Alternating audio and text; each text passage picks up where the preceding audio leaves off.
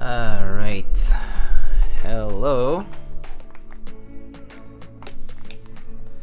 Hello, how's it going? Good afternoon.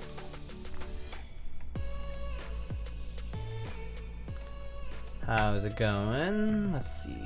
Who's here? One Drunk Man. Hello, Rabbit. Pokemon stream? I don't play Pokemon.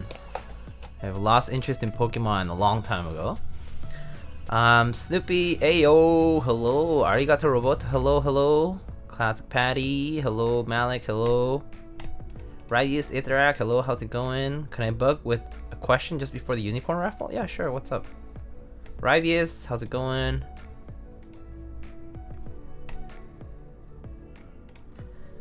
Alright, so here we are today. Come on, why is it not staying? There.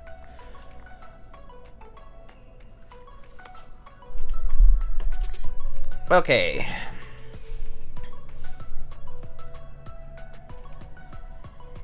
So today, we have two parts to today's agenda.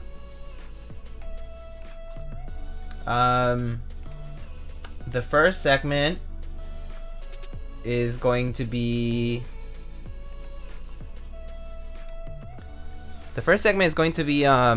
I think your face cam's having some issues. Oh yeah, it might be just the frame rate. Hold on,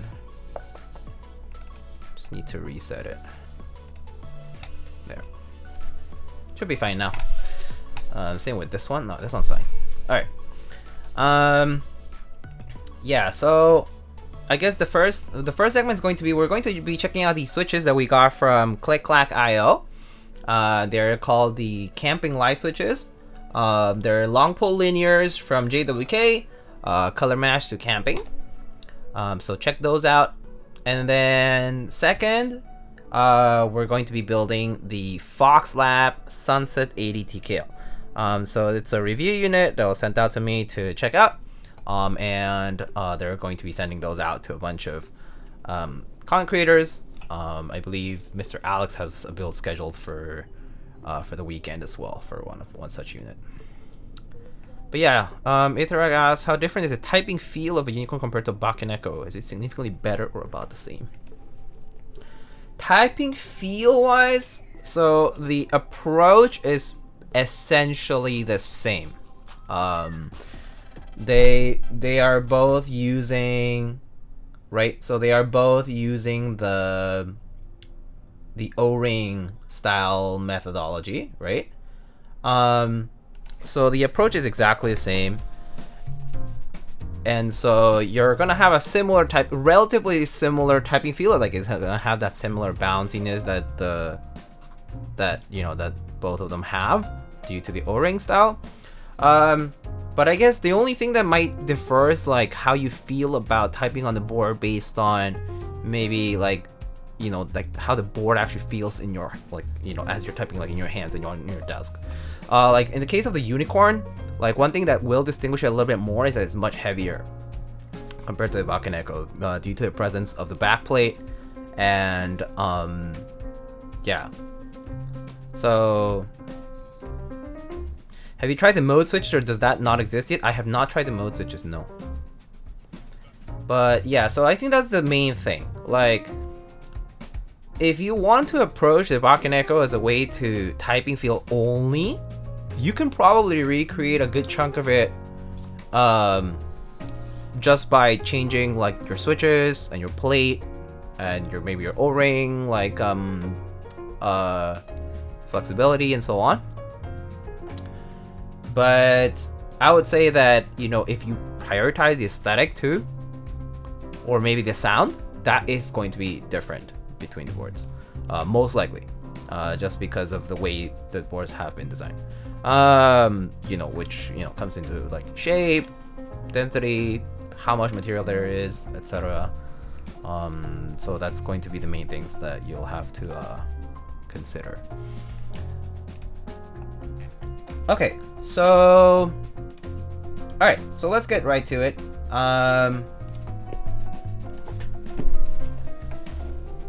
So two things. So let's see. The first part is we have these switches from Click-Clack.io. These are in-stock switches. So these are in-stock switches modeled after camping. So I basically received a bunch of boxes of these. So I received actually like 4 or 5 boxes of these. Each box of these has 35 switches, if I recall correctly. And so if you look at the link that's provided on !camping, basically it leads you to the Click-Clack.io website. So 35 switches per box. These cost $23 per box of 35, which basically comes about to be about 65 cents a switch, pre-shipping, pre-tax.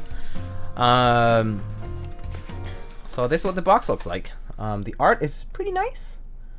It says "Go Camping," and I actually don't know where that is. Can look it up. Someone can look up the latitude and the longitude here. I'm not sure actually where that is. But yeah, the box art is pretty cool. It kind of reminds me of the same style that the prior Ramaworks Kara had. Kind of similar style to that. And anyway, and so this is manufactured by JWK. So as you can see, JWK operating force is basically 48.55 gram bottom out. The plus minus 20 is just because springs can be very variable. Stainless steel with gold plating, and durability, it's coated for more than 500,000 actuations. It's a Neson design HQ. Oh, that's cool. That's nice. Well, I do hope they have some mountains around there. So the design is from Neson Design and King Nesty. So King Nesty is actually the runner, the person who was behind running GMK camping. So that's King Nesty.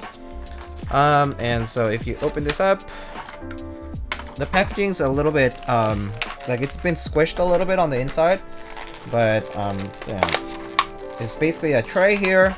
So it has a cover here. It has a plastic cover, which again has been squished a little, and then it is covered with this, you know, postcard kind of thing. And then on the inside, you have the switches. So these are long pole linears, as I mentioned. These are matched to the GMK camping colorway. So you're gonna have that like burgundy brownish color, the cream, and lighter kind of foresty green kind of bottom. For the material of the switch, I believe these are palm like housing and P3 plastic stem. But yeah, these are long pole switches. So stock, they kind of sound like this. Quite a bit of like spring crunch, but then I lubed a bunch of them, and they actually it's mostly spring crunch, and so that kind of goes away. Are these switches campground? Because they seem intense. Are these switches campground? Because they seem intense. Nice. Intense. Get it? Ha ha ha. Anyway, nice. So yeah, so these are just for kind of for show, just to kind of show you what they look like completely stock. And I have some lubed, which I actually was planning on maybe putting in here because I think I do have a hot swap PCB here. So maybe I'll just remove some of the main cluster parts here, and we can compare maybe these GATX build with and then afterwards we'll just have these lubed camping light switches. So these are lubed with 205 grade 0. They require no films. At least in my experience lubing them, it seemed to me that they did not require any switch films because they didn't really have much wobble between the two housing pieces. So just kind of went along and did not apply any switch films for that.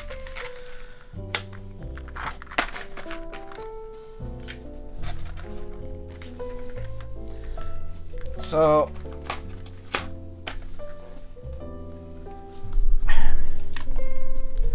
let's see, maybe what we can do here is I can show you what the sound of this board is like, which I've actually, I built this board before and I typed on it.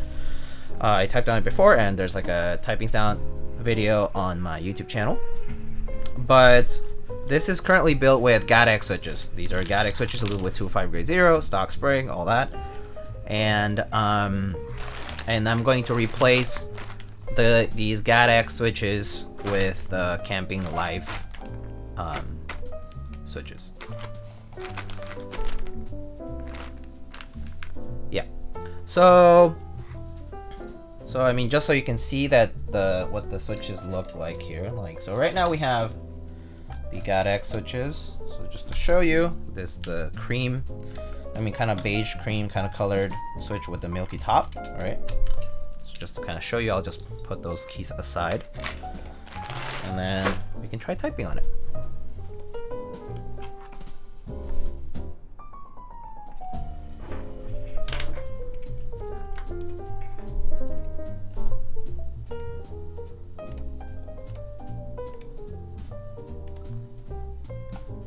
Okay.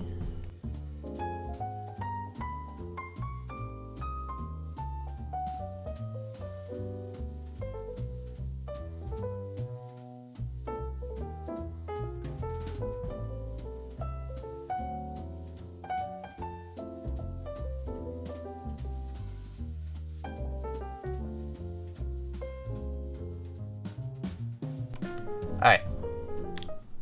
So apparently there's also 5% off for these with discount code too. Oh, cool. You should post the discount code. Why not?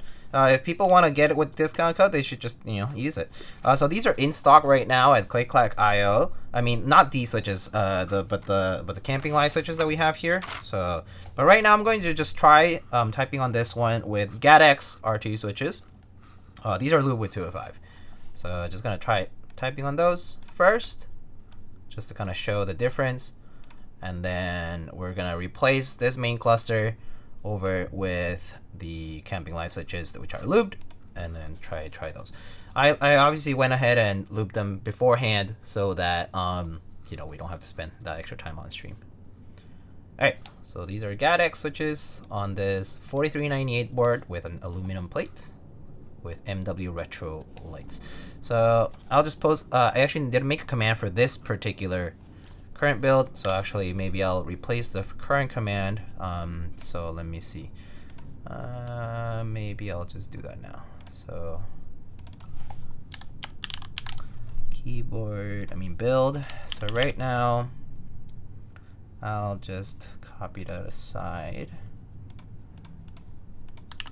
and say, okay, so Lightning is typing on a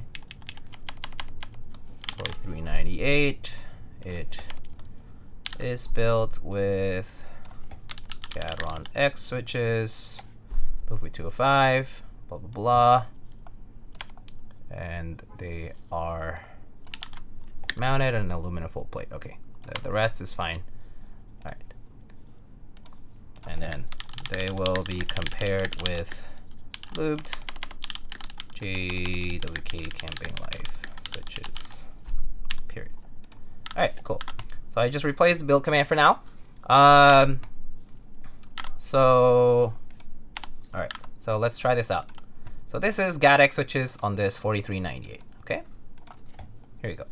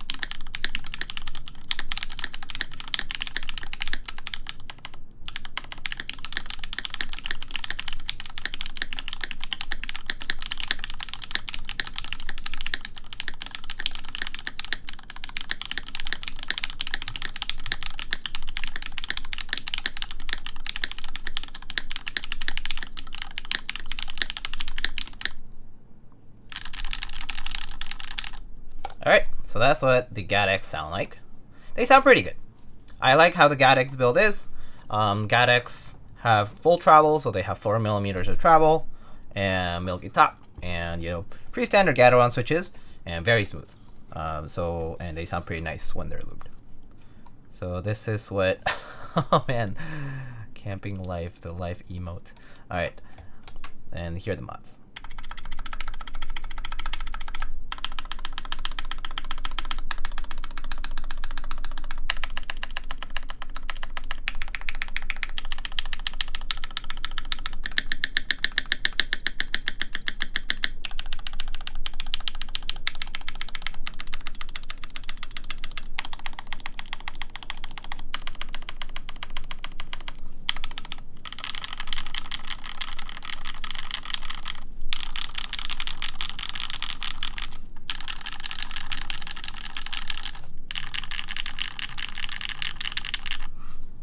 Alright, so that's the GATX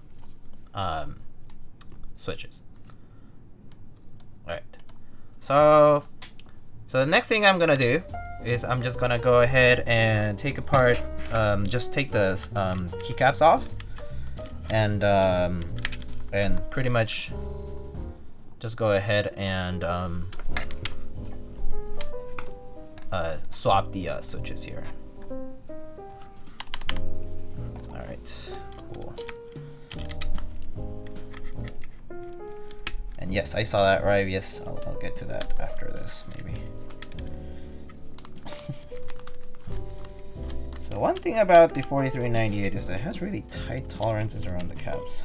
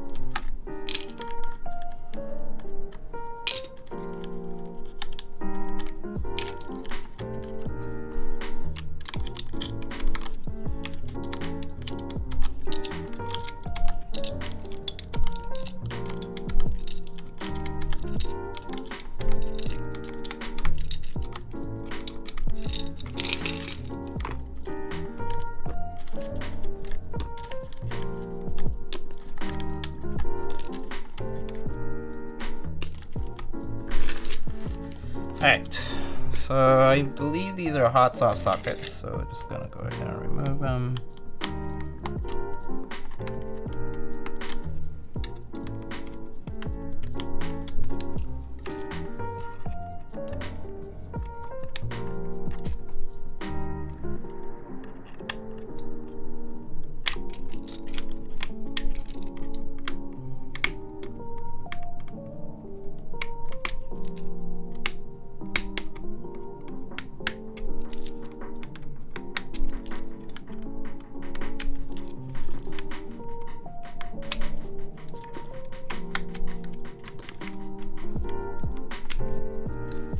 So eventually I'll actually remove the entire board's worth of switches and replace it, but just for today, I'm just gonna replace this main 60% kind of cluster, just so that, I mean, because it's the main one that you're going to be typing on anyway, for any keyboard. So...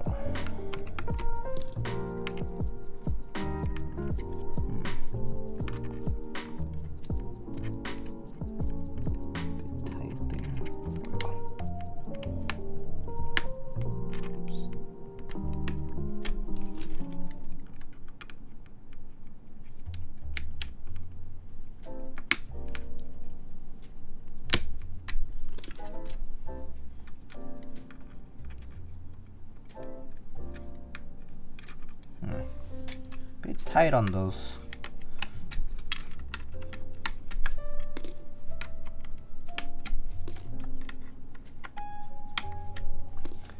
Good afternoon, Viz. How's it going, dude?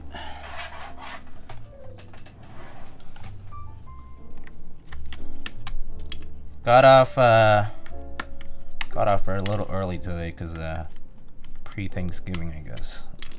Get tomorrow off too, which is kind of surprising. Usually I don't get Wednesday off. Radiant kiss.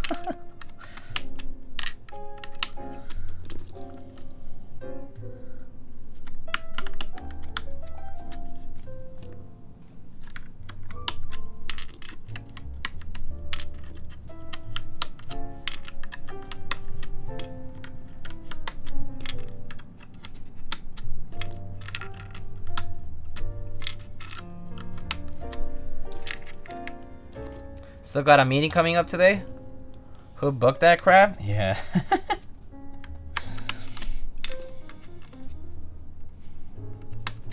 Yeah, afternoon meetings. Yeah, I most of my meetings are stacked in the morning. At least for me.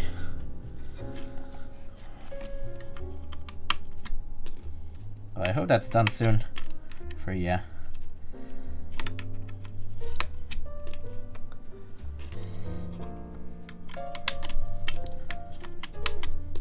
Saw that you've been busy and whatnot lately. Hope you're doing okay. Okay, let me see. So sometimes clearance for switches is pretty low.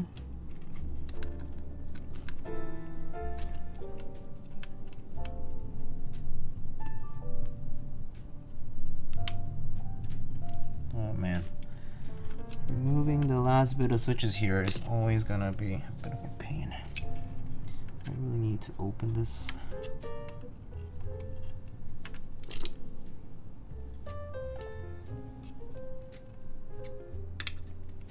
Yep, that's a very tight spot to be in. It's not gonna let me open it. Let me see if I can do it with tweezers instead.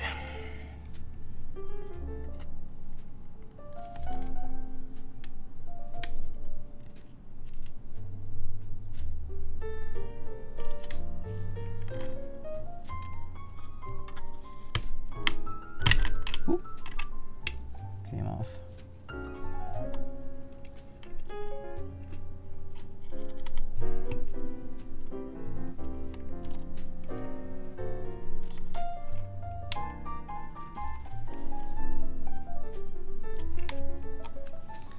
Oh boy. Okay, this one should come off now.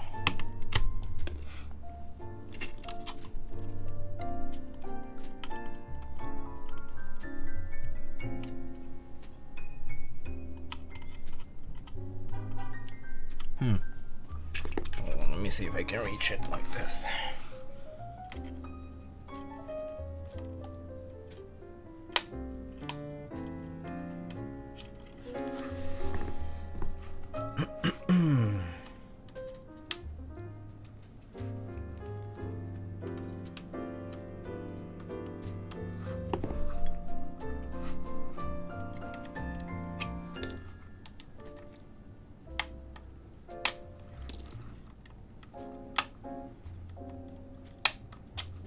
There we go. Remove all these switches here. I'm gonna go ahead and put some of these guys on. Let's see, maybe I'll just put these on a tray here.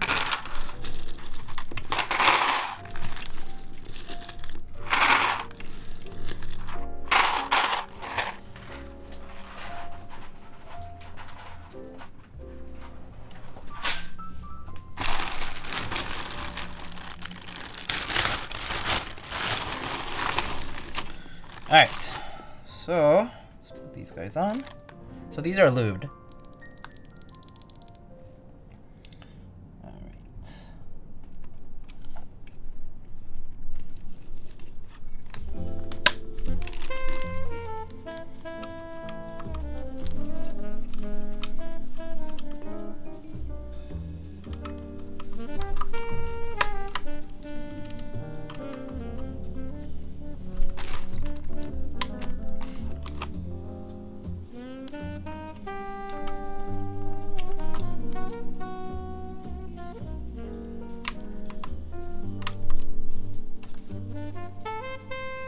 If I silicone mold my case and put my hotspot PCB directly on it so there is no space wasted, the PCB should work just fine, right?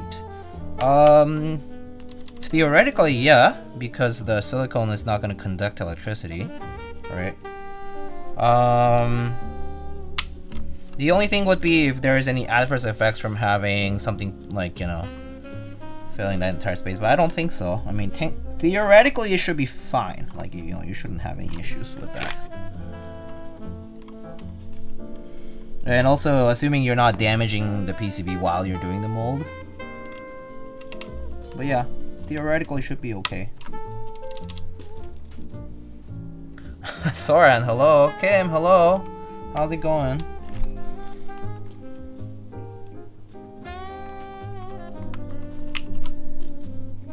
Good evening. Yeah, good evening. Hey, it's Celebrity Kim. Moons of Empire, hello, hello.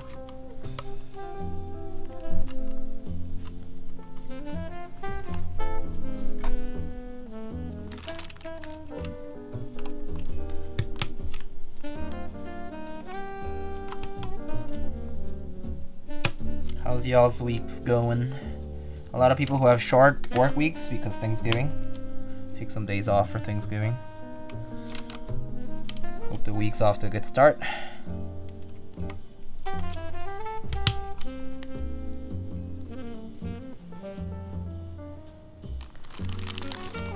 The ointment I've got a prescription for makes my eyelids burn a bit. Is that supposed to be okay? Doesn't sound good. I'm off for the rest of the week? Yo, that's so nice. Yeah, I'm off starting tomorrow too, so it's nice. I usually don't get Wednesday off, but I this time I do, so it's kind of nice. And I got off early today, so.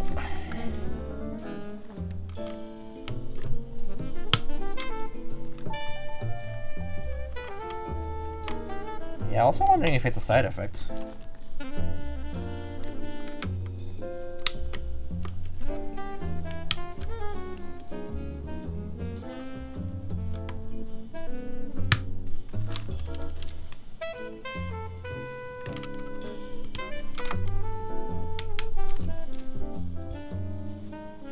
Only Thursday for me? Ugh.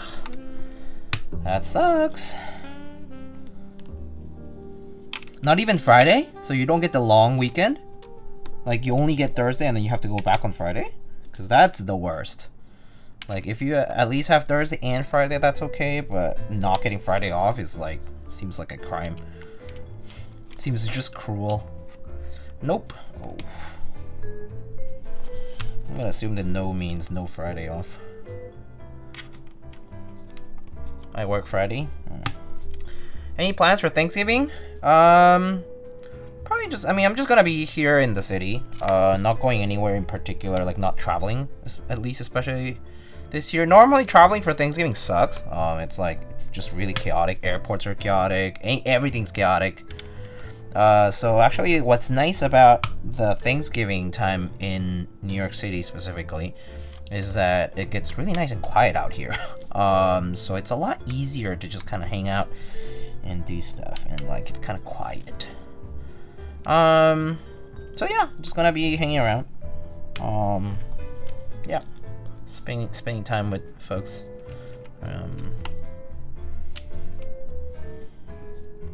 But yeah, no family gathering this year for Thanksgiving. Normally for my family, in my case, I don't really like, I never really spent. I never really celebrate Thanksgiving as a family holiday because I'm technically not from the U.S. And so for us, Thanksgiving is sometimes our excuse to get together. But if it's not Thanksgiving, it's usually like Christmas. And this year, for us, it's not.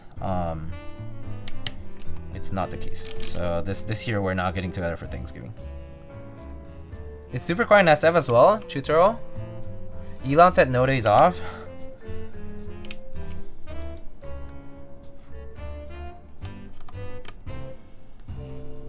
I'm waiting for the other ointment to get absorbed because I need to use balm. Oh. Interesting. I hope these switches actually got into his sockets fine. I mean, the pins are straight, but you never know. Hope I didn't snap any of these.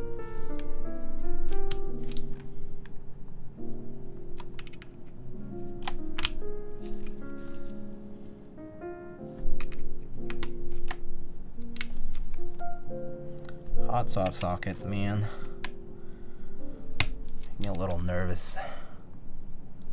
Hi, Elquan. How's it going?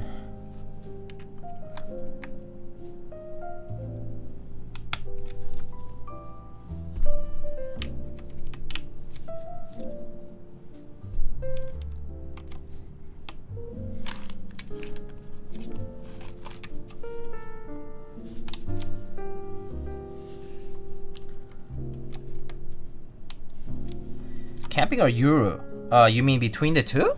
I prefer camping if it's the green. I prefer Euro if it's for the red. The Berkoni camping set looks pretty good too, though. The one that ran most recently but hasn't been produced just yet. That one looked good. It's unique. It's kind of more like on the brownish side rather than red. So it's kind of like more in the brown tones if you like that. But yeah, I prefer in those cases I do prefer Euro. I prefer the redder side of Euro. Okay, I hope these are good. Okay. Let's see.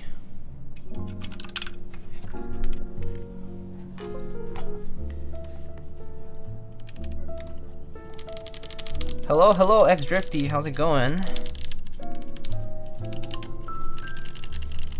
Oh, nice. Everything's working so far.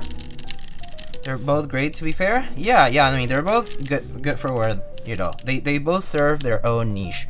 That's what I would say. Okay, all the switches are working. So that's good.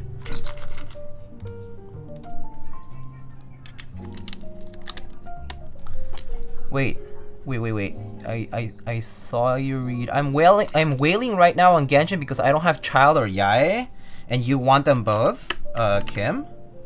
I spent all my wishes on the Nahida banner, so I have nothing to wish on now. So yeah.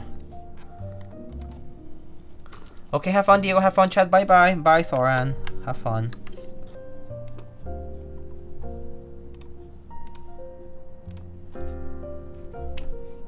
Hello? Are we back? Sorry, my OBS just crashed. My OBS crashed out of nowhere. So here we are back. Yeah, I killed the stream. Yeah, Hacksaw Soran killed the stream. I am back. Okay, good. Thank goodness. Yeah, I don't know what happened there. My stream just like crashed.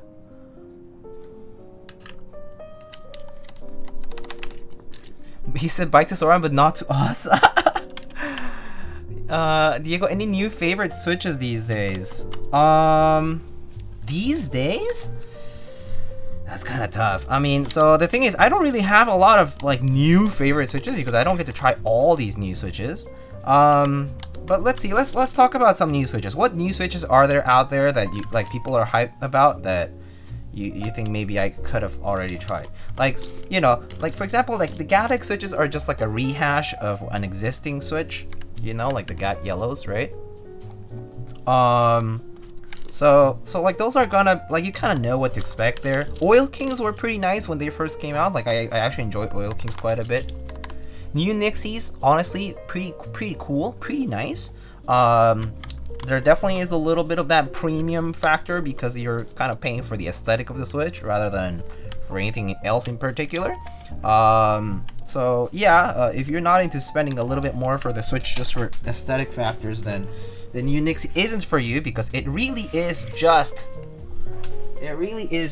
for aesthetics. It really is not that much different from my experience, at least, from the, you know, Hyperglide or regular like MX Blacks. Like honestly, not that much different.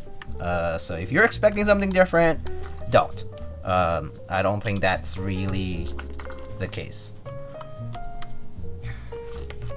Scuff stream, yeah, a little bit. It just dropped earlier, so sorry about that. Tropical Waters V2 I have not tried. For example, Autumn Rain I haven't tried. So there's like all these new switches. I mean, like I remember trying the Zepsody Blue Bonnet switches, and those were pretty nice because they're like the kind of switches that come pre-lubed from factory, and they're very nice in my opinion. The Agile Moon switches that I tried a long time ago for pre-lubed were also very good. If you want a switch that you just don't have to touch at all anymore, like you just buy and forget, those were honestly really good. It's like they felt like switches I could just buy and use. Matcha lattes are so good stock. I haven't tried more than a switch, so I can't say much about typing on them. How do you find the Minks? Minks are good. I think they are a bit more expensive, right? Minks? I actually don't remember what the price of Minks was, but they're good. I mean, they're kind of more like, they felt more like your standard Gateron Switch. As far as like the kind of like the sound profile was a bit different, but it still was like, oh, this is a Gateron Switch, all right. Yeah. I did like them. I think maybe Gat Inks and Gat Minks, like, close. But Gat Inks definitely have a different sound characteristic that's just kind of unique to them. I just ate grocery store sushi. If I don't die tomorrow, I'll have to live through Thanksgiving. Oh no, grocery store sushi doesn't sound good. Some places do it okay, but some places just kind of suck. Alright, so now I've replaced all these guys for the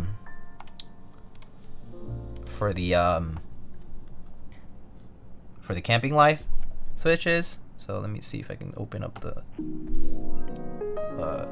tester again. Oh, there it is. Box CJs are an acquired taste, but I love mine. I like the regular CJs. I didn't try the box ones, but I assume if they're similar, I think I would like them because I did enjoy CJs. The only thing about CJs was that they did seem to be the housings didn't seem to be like really good. As far as like, I opened them up and sometimes I felt like I needed films and sometimes I didn't. So like the consistency was not like quite there, I feel. But that said, the smoothness of the Switch was really good and I really like the color of CJs.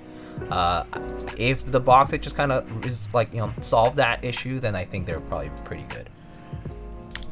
Shorter travel though, yeah. So I'm not huge into long pull switches. I'll disclose that right now. Like, you know, long pull switches they sound great, but it's not necessarily my preference due to the short travel. Not quite because of the sound, but because of the short travel. Sometimes the sound bothers me a little bit just because it's a bit loud on some boards. But generally speaking, I'm okay with the sound being different. I wish it weren't shorter travel though. But, you know, it is a sacrifice you must make to make that happen, right? So, alright, I'm going to just leave this camping light switch in between the F2 and F3 just to kind of show that this is the camping light switch currently on the board. And we'll try out the board with the camping light switches. So right now they're only installed in the main cluster here, not including the escape. So these are the camping light switches. These are looped with 205 grade 0, by the way. So we'll try these out now. All right, let's check it out. All right, here we go.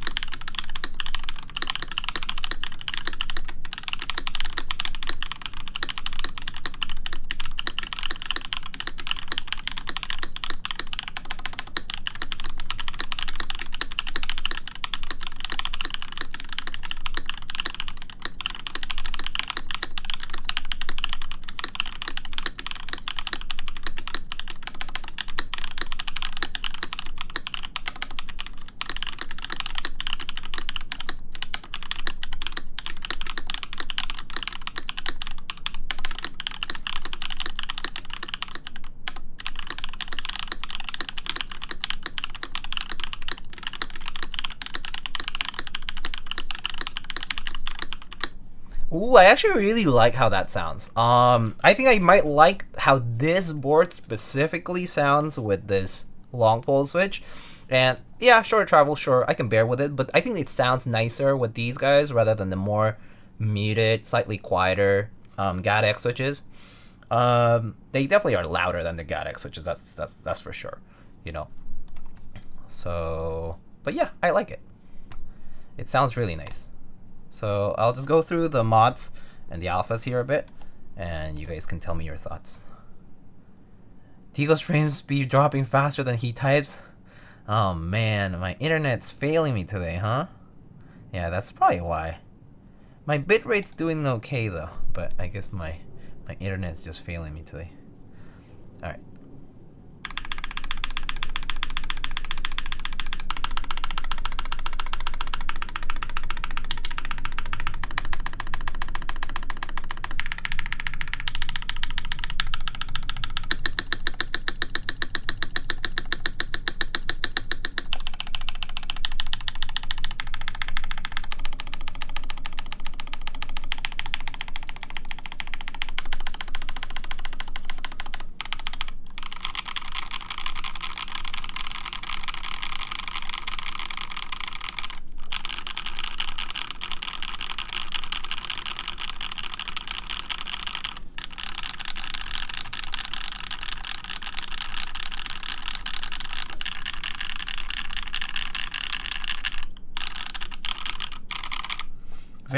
Definitely much louder. That's the one thing I can say about it. It's definitely much louder. You definitely can hear, like, you can definitely tell that there's a shorter travel, and so you're kind of giving up a little bit of the.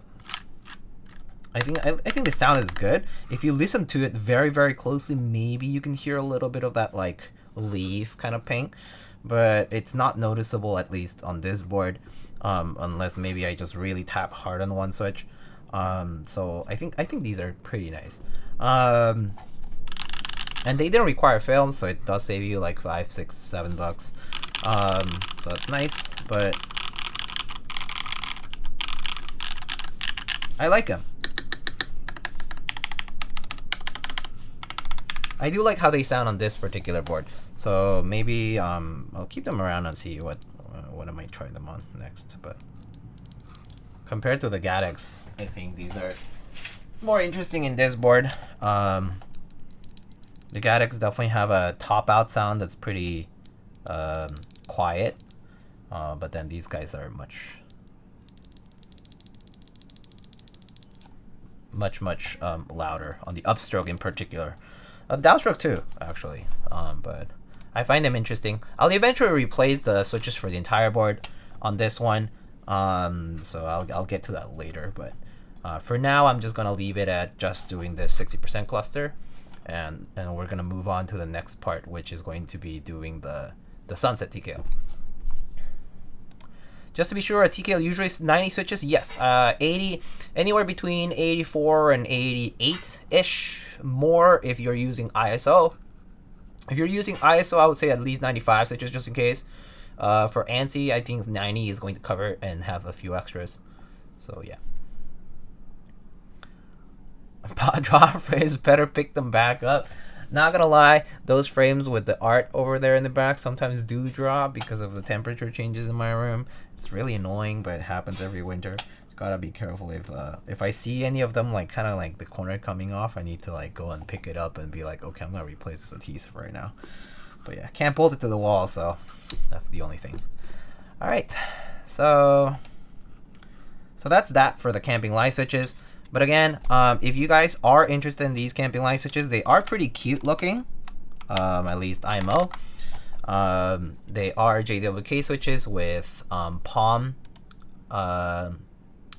housing and P3 stem, nice and glossy, but also the color match is pretty much perfect with GMK camping. Like there's a slightly warm cream color and the burgundy reddish color, and I mean it's more like brown really, and then this nice lighter tone green that's basically the same as camping. It's perfectly matched, so it looks really good. If you are into GMK camping, this is the switch to get to match it perfectly. But yeah, if you like long pole linears, worth a shot. I do like the stock weight. These are supposedly 55 gram for stock weight, but I will say that these switches do have one of those like really long springs, right? So I'm just gonna open it up to show you guys what it looks like on the inside. But it has one of those really long 55 gram springs. So even though it says 55 gram, it actually feels a bit heavier. So if you're like someone who is like in between the 55 to 65 gram range, these will actually feel pretty nice to you, and they won't feel like on the lighter side just because of the length of the spring kind of pushing back further with further force. But yeah, but bottom out wise, it's still going to be 55 gram. Yeah. Let's see. I'm going to let me read through chat. You're pretty cute looking. And I'm interested. Thanks, Eric. We should hang out sometime. No matter what form factor I'm building, I always get 100 switches at least. Not too fun when wanting to buy BBN tactiles. I actually don't know what BBN tactiles are. Let's see. Blue Crayon asks or says, Diego, hope you're having a good day. Quick question about the Space 65. In your experience, does the board generally have a quieter sound signature? The Space 65 by Gray Studio? I built my R3 and the sound is a bit more muted than I expected. I do think that a lot of the Gray Studio boards, especially if you're using that like the pad or like the foam or that kind of stuff that they have, they do tend to sound a bit more muted. Yeah, I do agree with that. You could try maybe like switching your changing your switches for something louder, like a long pole switch or something like that. Or even tactiles tend to be much louder. I would say that, yeah, at least from my experience, I haven't tried specifically like a Space 65 R3, but I have heard of people saying that their Gray Studio boards seem a bit more dampened than not. And yeah, so Aetherec has a very good suggestion, which is trying no foam with like a long pole switch, and it's going to help. The foam definitely dampens things out if you put the mid plate foam or the case foam and stuff. Like, it will fill up the space in the case, but it will dampen things out. You'll lose energy, and you're typing through the foam. So trying a loud switch with no foam might help. Yeah. Okay. All right. Cool. Diego, do you do the fungi event on Genshin? Yeah, I did. I finished it last week. I also took my time with it, but yeah, it's kind of long, that event. Kim.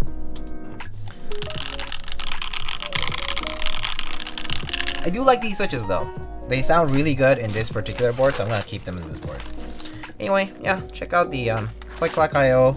Has these in stock if you want them. Alright. Let's move to the star of today's stream. So I'm just gonna take this out.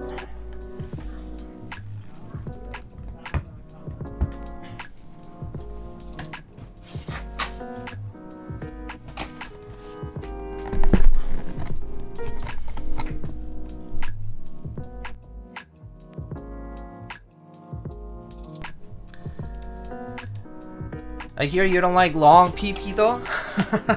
Yeah, no long pole stem switches for me. Well, not as much. In moderation, I'm okay with them, but I definitely not my first go-to for switches. Just personal preference though. Okay. Yeah, I don't think you probably built it incorrectly. I mean, if you built it incorrectly, Blue Crayon, I think the issue normally is going to be either you're going to have stabs that sound a little weird on one side versus the other, or switches in particular that sound weird or like feel different on one side or the other, because sometimes like maybe you have like a PCB and plate that's not perfectly parallel with each other, meaning that you didn't insert the switches all the way in, that kind of stuff. Or like, didn't put a gasket in or something, but usually, unless you find that kind of unevenness, I think you probably did your build fine. But yeah. Alright. Let's get to today's build, which is this Fox Labs Sunset. So this Sunset TKL is actually not their first TKL that they've done.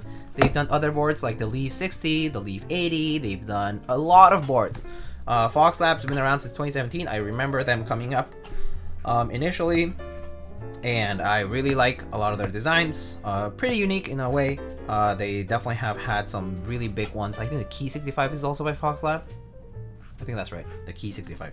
But yeah, they've had a bunch of designs. I actually still do have a Leaf 80 from them. I will say that it's like a aesthetically very pleasing board, but yeah, this one's a bit different. And so I'm pretty excited to build this.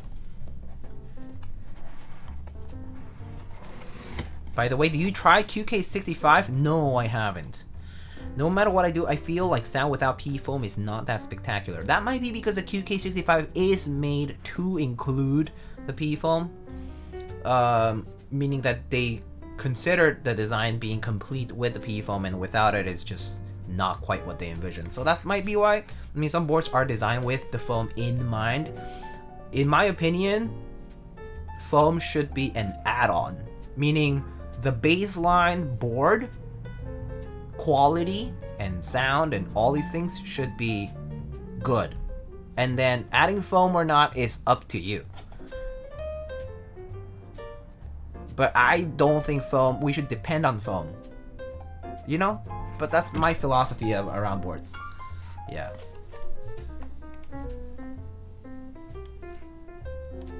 Oh yes, also I owe Rivius one of these hugs, so let's...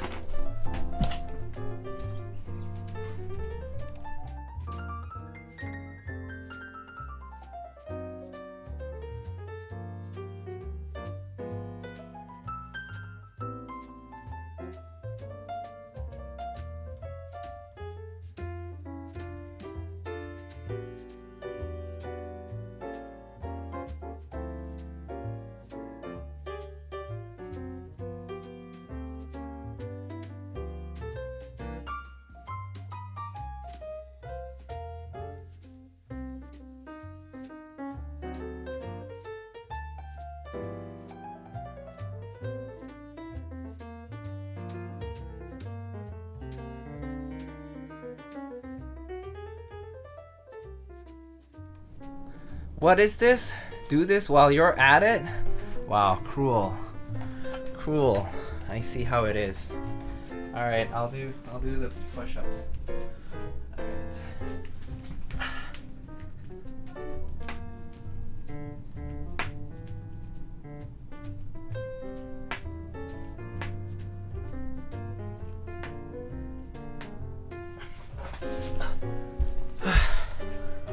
Whew. Okay, done. Okay, let's get back to the build before I get yelled at by people, by viewers and watchers that I'm just doing push-ups and not talking about keyboards.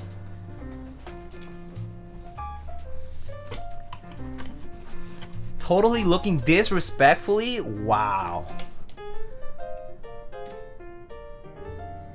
Alright. Don't get me wrong, I love foam sounds, but I want fuller sounds without foam. Thank you. I agree. I agree, Sagiri. I agree. Okay, I need to catch my breath for a sec.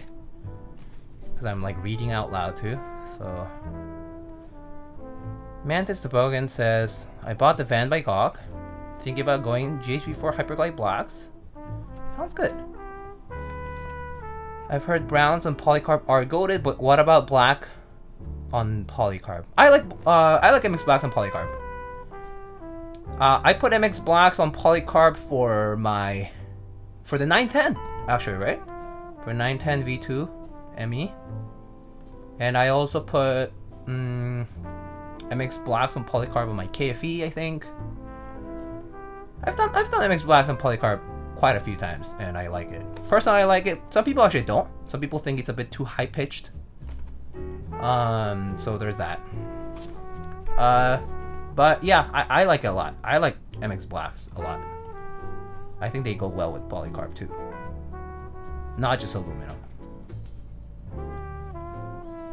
Oh, Jokobo, hello, 29 months, holy moly, thank you.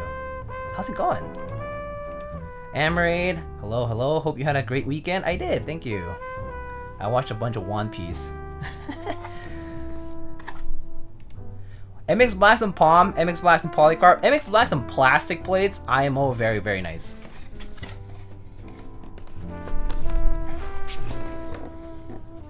Is that similar sound? It might be a little bit different from Polycarb though. I think Polycarb has its own kind of sound signature to it. But it is still plastic, so at least you get the same feel, but a slightly different sound. I'm not sure how to say what the modifying factor is, like what Palm exactly sounds like relative to Polycarb. Some people say deeper / maybe more dampened, maybe more muted, but I can't really say that's necessarily true. It might depend on the case. Alright, so this Sunset TKL comes in this carrying case, as you can see. Comes in with a carrying case that says Fox. It has a nice red zipper, and it's a carrying bag, as you can see. Open it up. And it looks like we first have a user manual, which I'll have to read as we go. And then this is, let's see. Oh, it looks like it's some pea foam if we want to add it, and some accessories. So we have indeed pea foam.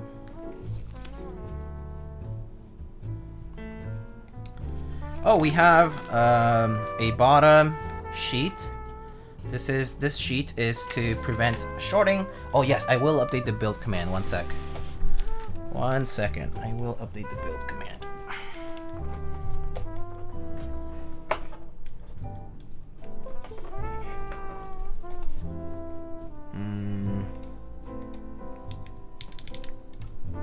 Is it edit command?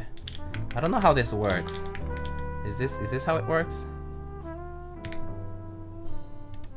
Oh, nice. I did it.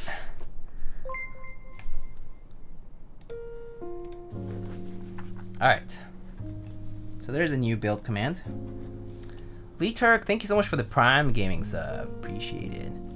Alright, so the next thing is, this is actually, for those who don't know what this is like an add-on FR4 thing. And the way this works is basically, actually, you know, I said aluminum plate on there, but I think I'm actually gonna do it plateless. I might do plateless today. So, the idea of this is basically you insert the switches on this to help align switches while you're doing plateless, especially. And then all you do at the end, once you're you're done aligning them all and soldering them in, right? You just chop it off on the one side and take the comb out. So in that sense, this helps you align keep switches aligned, especially like if you have 3-pin 3-pin switches, like plate mount switches. You can use something like this accessory to keep them aligned, so keep them nice and straight relative to each row. So pretty nice. I've seen people do this with Alp switches before, because Alp switches don't have PCB mount pins to align them. I've seen other people use similar things like this, like 3D printed ones. I've seen that people do something like that as well. But yeah, that's basically the purpose of this for plateless builds. All right, so there's a nice separator, which is kind of cool. I actually do like the separator in between the two compartments. I actually really like the bag right now because this bag has basically 2 flaps. So if you actually put it in, like you actually keep things inside of the compartment. So that's kind of sweet. So I do like the case right now here. Let's see, there's 2 little thingies here. One pouch has the gaskets and some stabilizer shims. I assume this PCB is 1.2 millimeters if that's the case. Gaskets.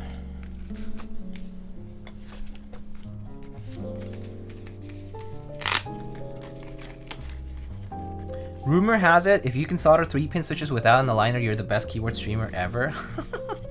Please. And then here we have some. Oh, these are bump-ons. So like feet for the board. So there's 2 colors. There's like a kind of clear, white clear kind of color, and then black silicone. I'll probably, I don't know, we'll see. We'll see what we use. Chop off the legs to flex. Oh my god. Ooh, here's the PCB. What is it? Not focusing. Here's our PCB. Fox Sunset, it says on the back. It uses 2 daughter boards, it seems. One probably for the LED that goes here, and one for the actual daughter board for the USB port.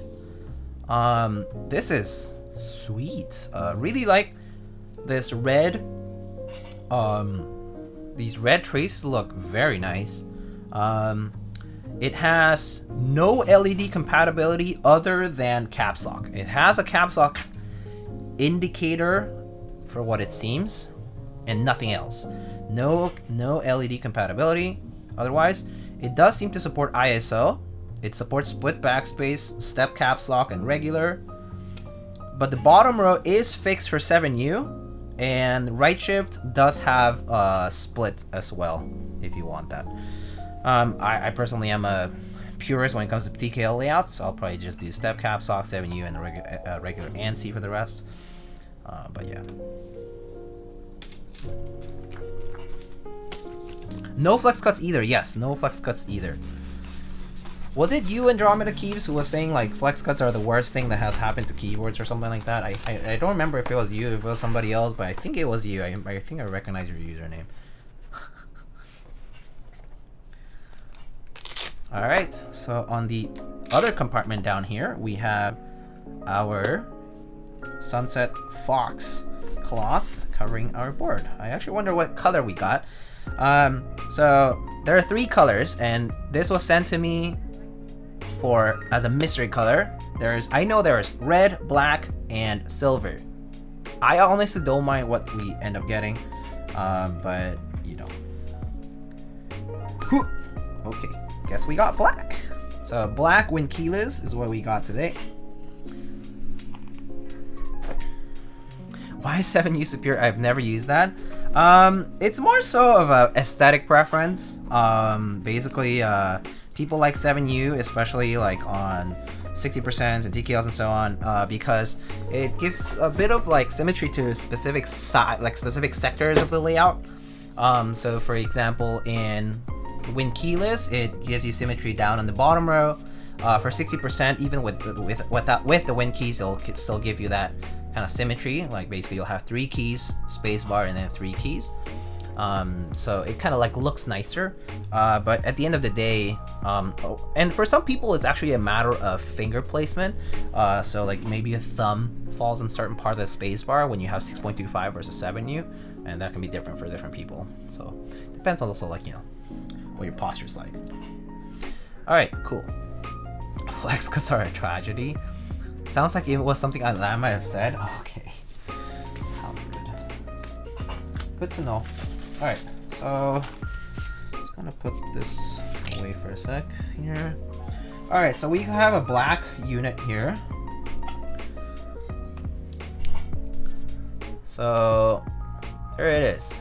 This is the Sunset 80, or the Sunset TKL, designed by Keep Calm and Auto from Fox Lab.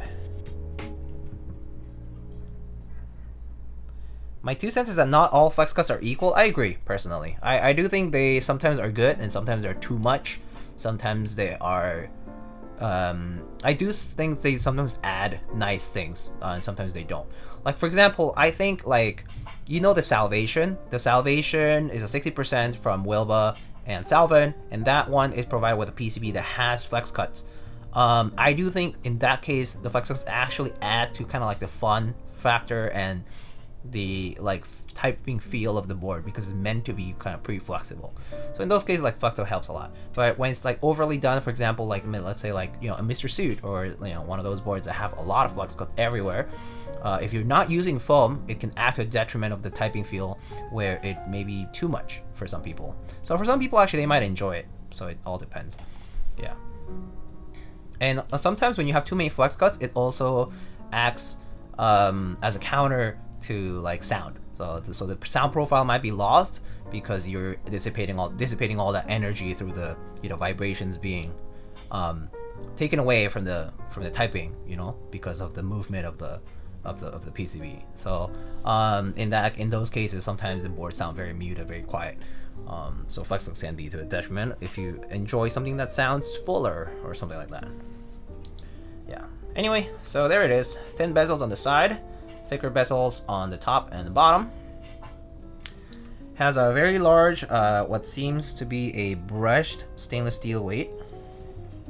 Either brushed or, no, sandblasted? I think it's sandblasted. Might be brushed on the inside, but sandblasted on the outside. Actually, is it steel? Might be PVD brass. Let's take it off and see and find out. It is F13, for those of you who are wondering. Let's peel these guys off.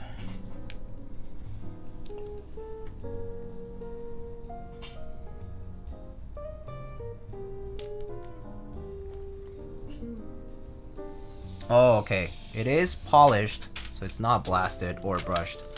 So I guess it is polished. Maybe I shouldn't have peeled it. It's gonna get all fingerprinty. Okay. So it's polished, so you can see. Maybe I should put the bump-ons on.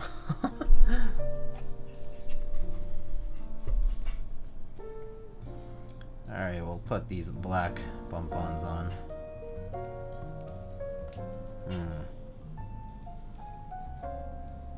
So what's interesting is these bump-ons actually do have a little bit of a curvature to them, so you actually do need to pay attention to the sides from what it looks like.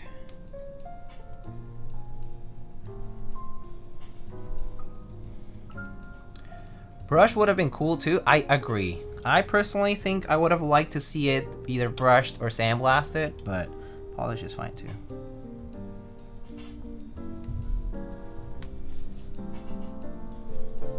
Okay. That's some interesting feet. Yeah. It has an orientation to them, so you actually can put it in, slap them on in the wrong orientation. All right. So time to have a dirty board as we disassemble and assemble, but let's disassemble it actually.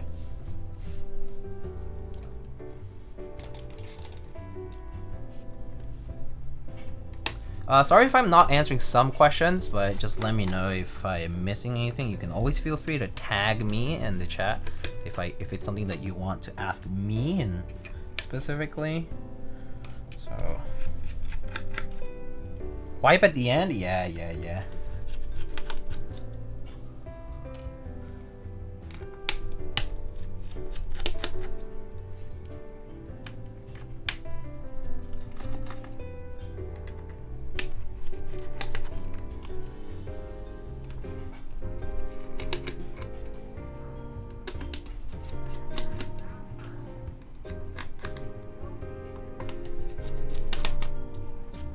Alright. Wait, did I miss that one?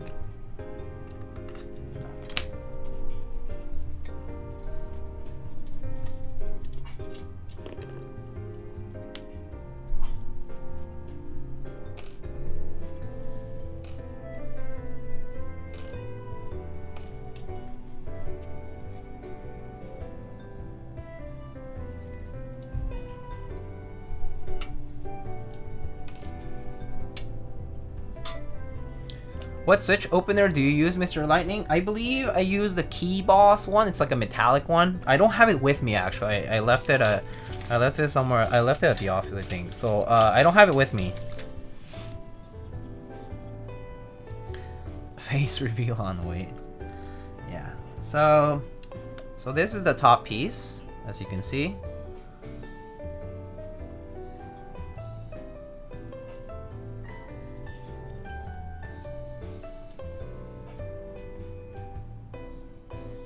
So the top piece obviously has space for the gaskets.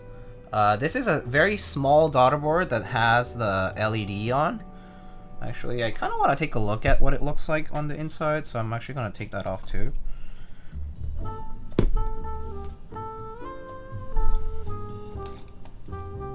Just out of pure curiosity.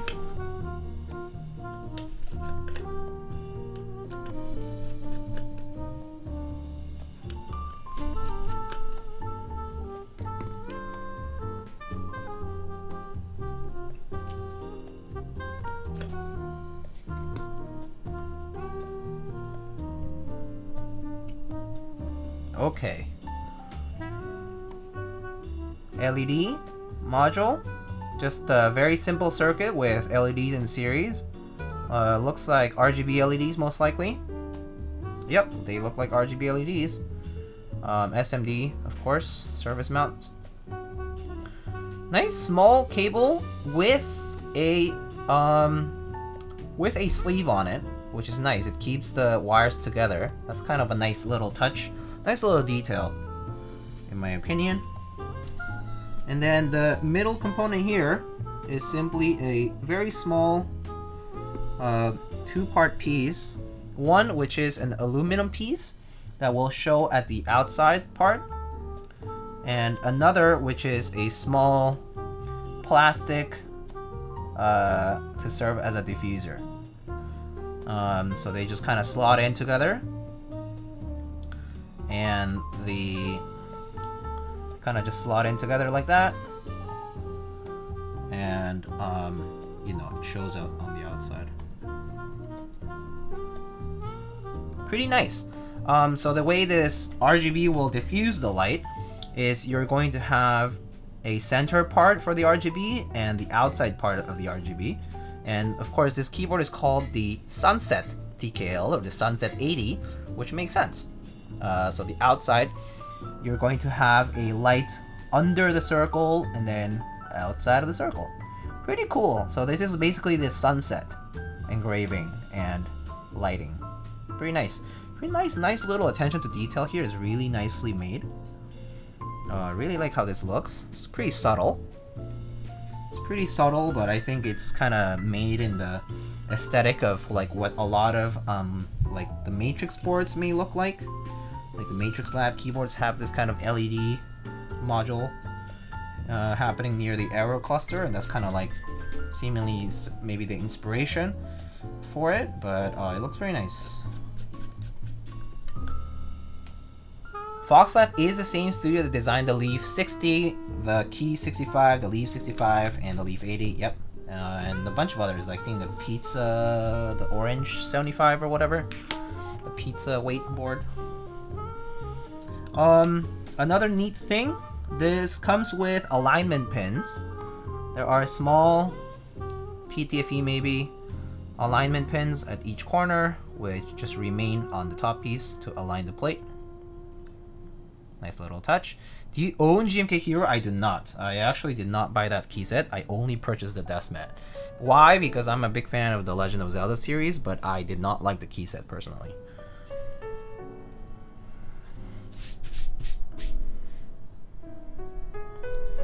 Alright, interior, we have a daughter board here, and again, another weight that's covered with the weight that's covered with another protector. I'll actually leave the protector on, but this is also polished. Or maybe I could peel it too, it doesn't matter. It's not like I'm gonna do much with it. I'm actually going to take off the daughter board so I can test the PCB first.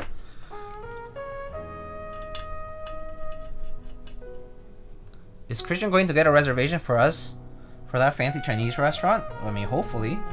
I don't know. I hope. I wanna try that place, dude. I love. I think it's like Cantonese style food, right? I wanna try it. Fancy Canto style food. I wanna try it. Here is the daughter board. Very nice, sleeved, and the cable is actually angled, as in like it's just been bent to form from being in that channel for a while, so it's kind of nice. And yeah, that's in the weight piece. The weight here has two parts to it. There's a steel part and this aluminum portion to it. Not sure if you guys can see this, but it kind of has a Damascus weight style of here, let me show you.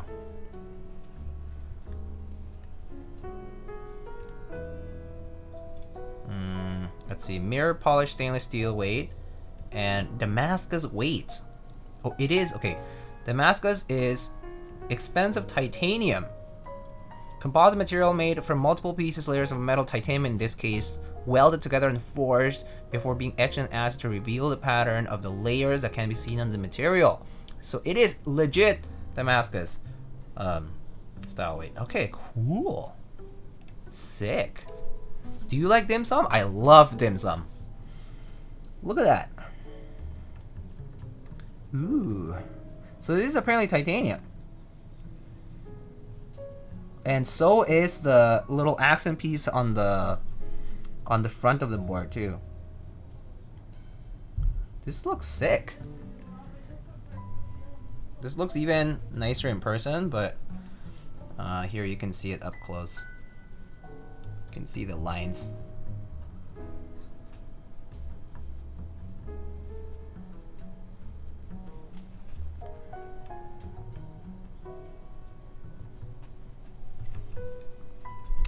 Alright, so that's that. And this piece is also apparently made of the same material, so looks very nice. It's more visible that it is that material when you see it from the back, however.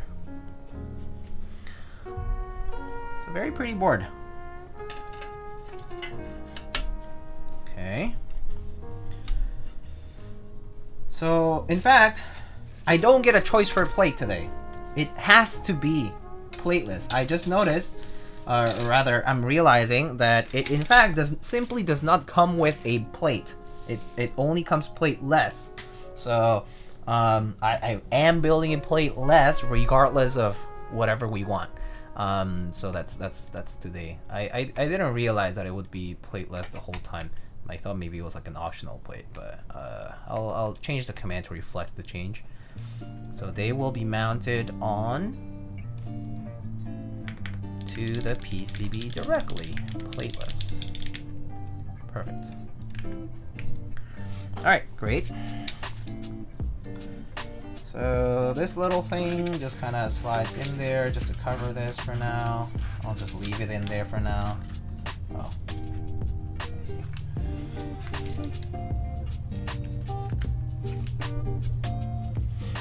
Actually, maybe I should take it out so that people can see it. I'll just leave it outside. But that part, this thing will go in later in the case to prevent any kind of conduction or shorting, rather. We can choose to use the PE foam or not. I'll leave that to you guys. If you guys want to see me use a PE foam, I can use it. I don't have to though. I normally choose not to, because it's just extra material that I need to work with, and I personally am fine without it. But some people do prefer it, so I'll leave that option open. Okay, so gaskets, just leave it aside here. And let's first test our PCB here. From ZF Post, only hot swap PCB can be built with plate. Ah, okay, thank you. Got it.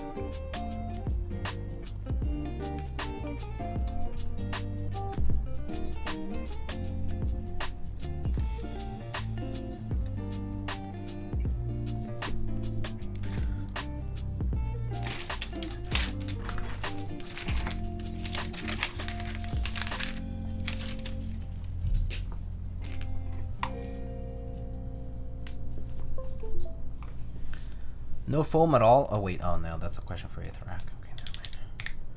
Okay, so this PCB supports vial or VL, however you want to call it. Vial, I guess, is fine. Let me show you the window here. Right here, MT Fox 87 keyboard PCB. I'm just going to reprogram some things that I prefer. So all good. Yeah, that's perfect.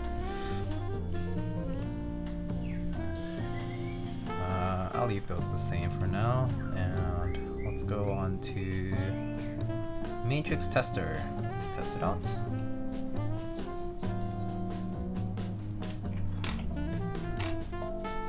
I suspect it will work fine, but it's always good having to test everything.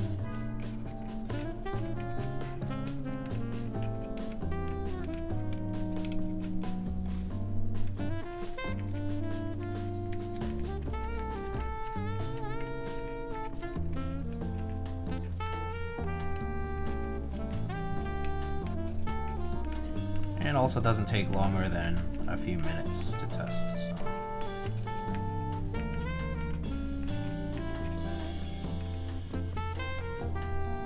Oh, I missed a key here.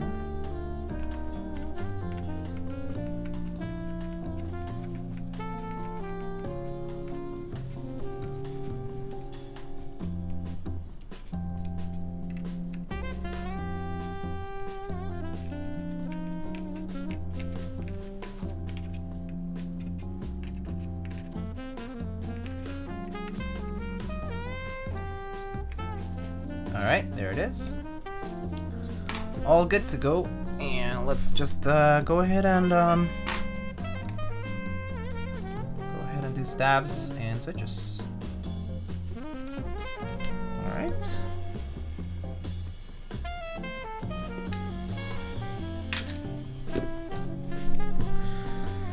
Alright, so that's that. Let's see, let's check out the manual here if I'm missing anything. Let's see. Okay. After you receive the boot, check for flaws, test the PCB.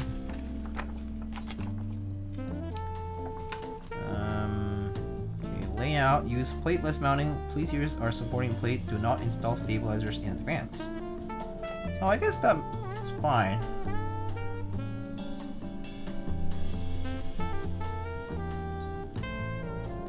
Use hot swap PCB, okay. They want me to do the PCBs afterwards. I'll do the PCBs now just to lube them, but we can install them later. Alright. Here we have some TX stabs for the build.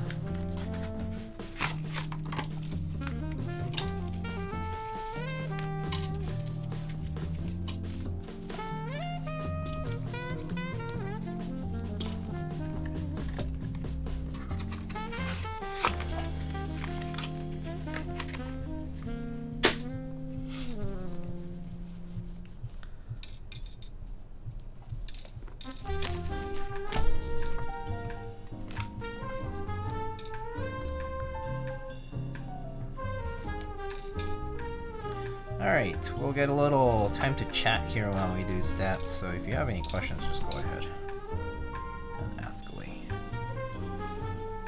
So let's see.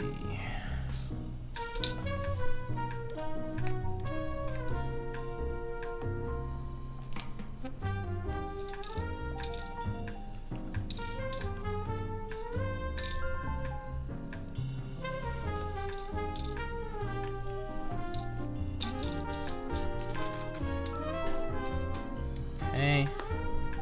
Here's our 205. 205. What is the best linear switch ever and why is it that makes blacks? I mean, the answer is simple. I mean, honestly, just, yeah. Just kind of sticking to what you know? What you're used to.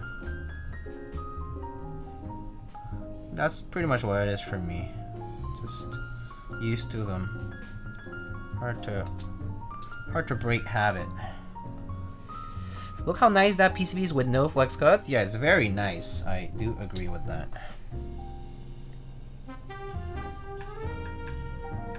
And I'm sure it will be very flexible. It is a 1.2mm PCB as well, so I'm sure flex cuts on this would be quite a lot, you know?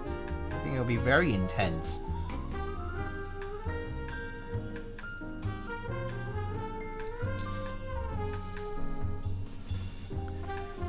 Favorite build so far this year? Ooh, this is a good and difficult question to answer. Let me think about it.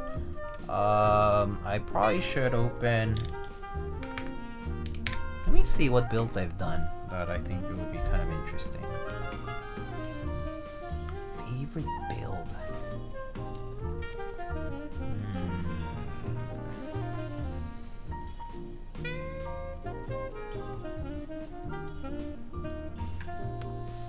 There's a few that I really liked.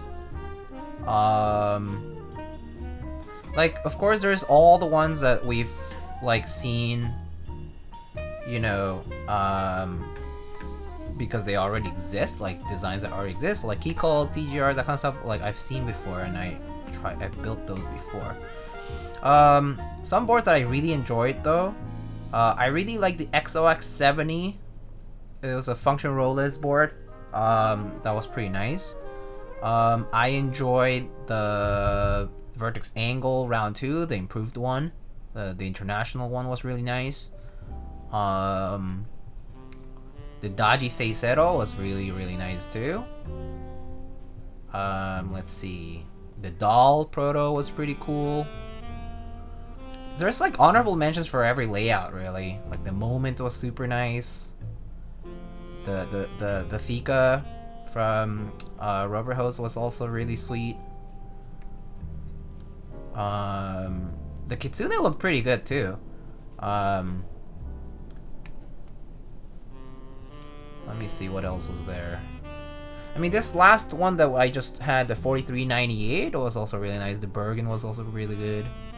I tried the new for the first time, I think. I'm not sure if it was this year or last year.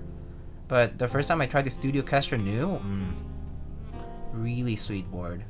Really like that one. I think we also did the Near Field Ergo. That was a pretty cool board. A bit different, the Near Field Ergo. Kind of like, I mean, it's like kind of 45%, right? So it's kind of odd layout, but I thought it was a pretty interesting board. I wish I had built that one with different switches though, but it's okay. I tried a Moon Tower for the first time. That was pretty nice. Yeah, there's always a lot of good mentions for boards. Among ones that I've tried for the first time, and among ones that I like, kind of like, you know, saw like prototypes for. But it's there's really honorable mentions for everything. There's lots of really nice boards out right now, or that have been prototyped and are going into production. So no shortage of good boards is really what I have to say. I can't name one favorite one. It's very difficult. It's like I would rather have try owning some of those, you know? Like I actually entered the Dodgy Seisero, for example. Group buy. I probably might try getting a doll from Ankit. And there's like a few others.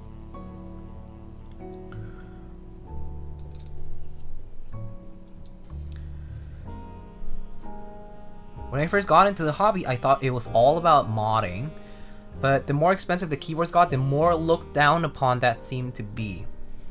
You know, you're not wrong.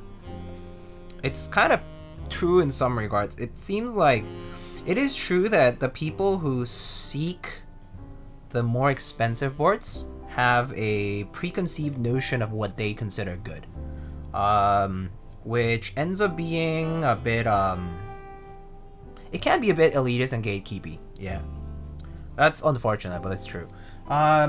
Including my own opinions, right? Like, I don't think I would disagree if somebody said that, you know, Diego has very specific opinions of what his preferences are, and that's what he will stick to most of the time, and that's true. I wouldn't deny that because it's true. I do have things that I just like, and I tend to not deviate too much from them. That said, I'm not completely close to trying new things. Like, if someone challenges me or asks me to try something new, or it's like, hey, like, here's the stuff, and like, you know, if you could try it out, like, that'd be nice. I'm willing to. The only thing is more so that I'm maybe less willing to do it on my own expense because I already know what I like. I've kind of gone through the motions of figuring out what I like. So it's like makes me feel reluctant about it. Admittedly, like, gotta be honest. But I think it is true that people who maybe have a smaller budget might be more willing to try new things as far as modding and things like that, because there is a lot of like room for them to work upon. But I think, yeah, as the more expensive they get, a lot of people think of boards being close to perfect according to them, which isn't necessarily true. It's just the price of manufacturing and producing, and the cost of these boards is simply more expensive, but that doesn't necessarily mean it's always the most polished and premium and perfect product all in one kit. I don't think that's true. I don't think that's really the most reasonable statement to make, because I think there are expensive keyboards that maybe just feel like they're not quite polished, and they're really not. Like, it is simply just a reflection of what the material and production cost was, but not quite of maybe there wasn't enough thoughtfulness, and maybe it simply just isn't, you know, doesn't square up with your own preferences that you've built up over time. By the time you reach that point of wanting to spend a certain amount of dollars for a board.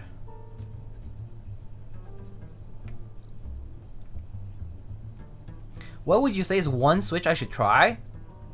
MX Browns. Easy.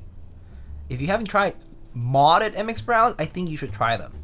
Don't let others judge you by saying that MX Browns suck, but I think you should try lubed, spring swapped, filmed MX Browns.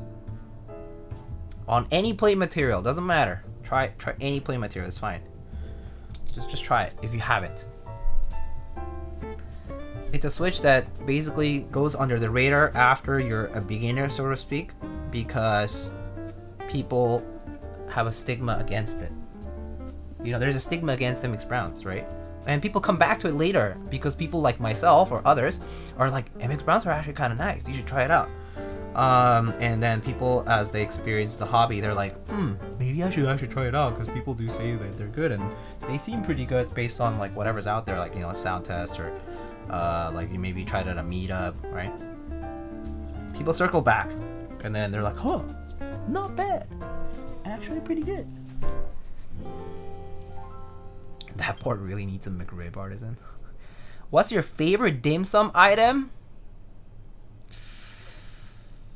I like the rolls, the rice noodle like rolls with like either pork, shrimp, or even the fried dough inside. That one's really good. The one with the sauce.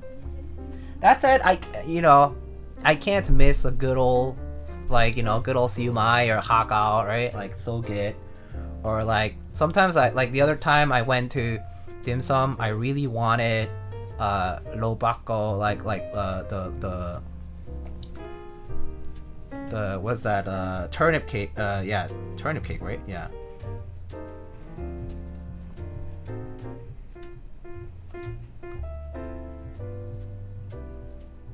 So yeah, I think those are some of my my top mentions.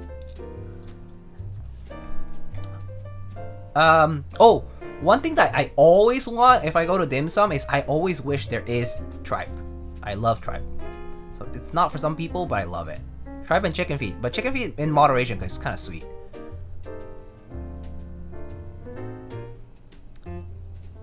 Where do you see yourself in 5 years being in the hobby for so long? Probably about the same as now. Probably just more reserved as far as where my collecting and my hobby involvement is. Probably will be busy with life things and less involved.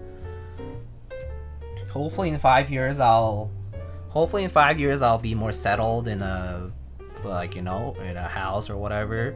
Hopefully in 5 years I'll have a proper job to sustain myself with, and hopefully in 5 years I'll have the resources and ability to display my own collection and to like maintain it, and to also just kind of have, you know, maybe I'll get into other hobbies too. I don't know. Right now I can't support other hobbies. Like there are a lot of other things I would love to get into, but I haven't. I definitely want to travel more. You know, I want to go like skydiving sometime or something like that. I want to try doing some extreme sports or something. I want to try like being outdoors a little bit more, just in general. But yeah, that requires traveling. So yeah. So it's I don't know. Hopefully in 5 years I have more freedom with respect to maybe my finances and some other things. But maybe I will also be busier with other things if my life turns a different way. I don't know. We'll see. Do you know when commissions will open up again, Juantagon? I want to send you my live oak to build. Commissions will probably reopen like, I want to say later in December, if not early in January. Like I'm kind of close to being done with a bunch of the work that I have to do, but I also kind of want to spend a little time off. So I think early 2023 is more likely than not. I might actually just take the holiday season off and not do any like client builds. So yeah. Changfan so good. Changfan so good, yes. Yo, Joe's steamed rice roll. Oh, yummy, yummy. Oof, tripe is a hidden gem, yes. Do you do chicken feet? I like chicken feet, yeah. Maybe out in New York City? 5 years, maybe. Maybe not though. I love New York City, by the way. I know I love this city. I really like being here. I know it's expensive as hell to live here, but I do like it here. And if I'm with someone who wants to settle in the city or something like that, and that's what my life leads to, then maybe I will be in the city. I don't know. I will probably be wherever my job and my kind of like life circumstances lead me though. I've never been closed-minded about where I end up. I've always been open-minded. If my opportunities lead me somewhere else, then so be it. Granted, I will most likely be in a city location. I cannot stand being too far out from urban locations. Having grown up in urban locations, and also hopefully somewhere where there's dependable transportation, but that's too much to ask for, especially in the United States. So I don't know. Maybe suburbs are fine though. Driving is okay. I don't mind driving, but yeah. You seem like a guy that would be into combat sports too, Muay Thai or Jiu-Jitsu. Ooh, there was a time I wanted to get back into doing Taekwondo. I would. I think I know what I would. I probably would want to try getting back into taiko. I used to play taiko. I used to play taiko mat back in my college years, and then after that actually, and I stopped after I kind of got into keyboards, and also when I moved to the city, I got a little bit too busy to do taiko continuously. So I stopped, but I probably might want to get back into music. I've always wanted to have a foot in music, like whether it's just playing in community groups or like, you know, playing like small gigs. But yeah, so taiko or like any kind of world music is probably something I would be interested in. Like that could be like Korean drumming, could be taiko, could be a percussion group, like a maybe like a jazz ensemble or anything. I would have to learn it, but I've always had an interest in music, like just playing. So I think I would probably want to get into something like that. Yeah. Have you been to Chicago? I've only visited, but nothing for an extended period of time. Yeah. So nothing for an extended period of time. So unfortunately, I could say that I don't know Chicago that well. Yeah, I don't really know much about Chicago. I only know like big landmark names and a few popular places, and that's about it. But I don't really know Chicago as a place to live. Yeah.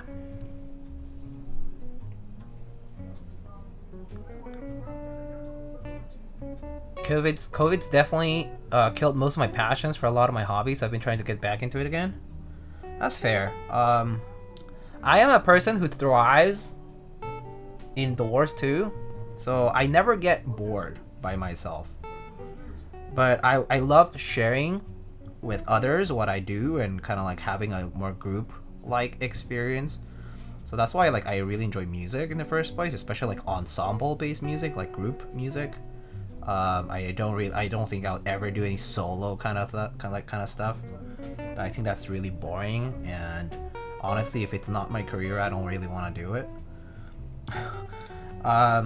So I do need to be, if I'm in the hobbies, I do like being in a hobby where I can kind of share that, and that's why like I got into streaming, and I got into the idea of building stuff for other people because I enjoy that aspect of it, just the interacting portion.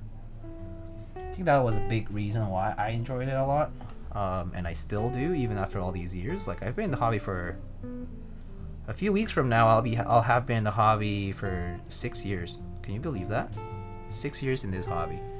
People often are around maybe a few months to a year or two, and they phase out because they've gotten all they need. They've seen everything by then. But yeah.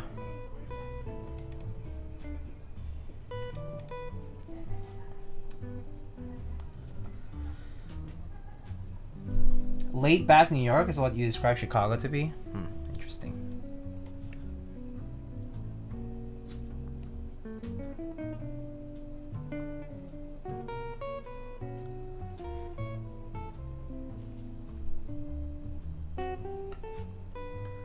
Hi, I'm Mech back. Hello, one drunk man. Did you just finish work? I assume you're busy with that.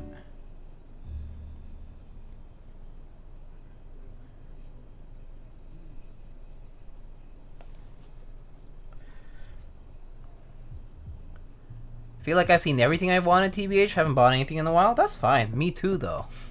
You know, I'm into it because I have people I talk to, and you know, occasionally I get to see new things. Even if they're not like new, like even if they just look different, it's kind of nice. Obviously, I'm coming from the perspective of someone who's doing this kind of stuff, and people are actually like willingly sending stuff out for me to check out, or like I willingly spend the money for it. That said, I'm okay with that. I don't mind it. I think it's pretty laid back at a given point where I already have what I like, and I collect a few extra things, pick up a few things sometimes, but nothing crazy. I don't need to have a fervent passion for the hobby to be in it. Just how I feel about it. I don't need to be super invested to enjoy it. I think that's a mentality that has really helped me a lot, is that I can be a casual and I'm fine with it. or I can just have like step back a decent bit and be okay with it. I don't need to be like always up to date and always like knowing what's new and hot and all that. It kind of tires me out anyway, so what's the point in spending the energy to it?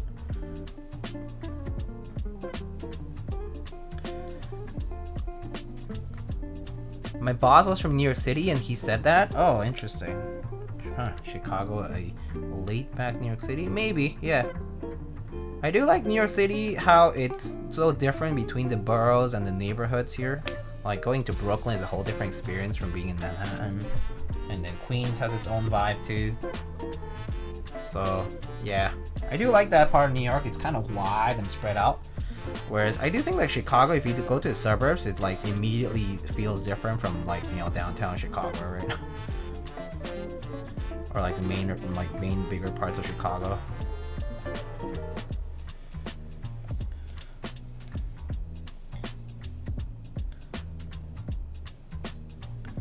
And I do think, at least in New York, it's enabled by the aspect of the subway system going pretty far out. I like a bongo win. Haven't won yet. I hope you win sometime, dude. Have you been entering consistently, even after you were like kind of away? It just takes time.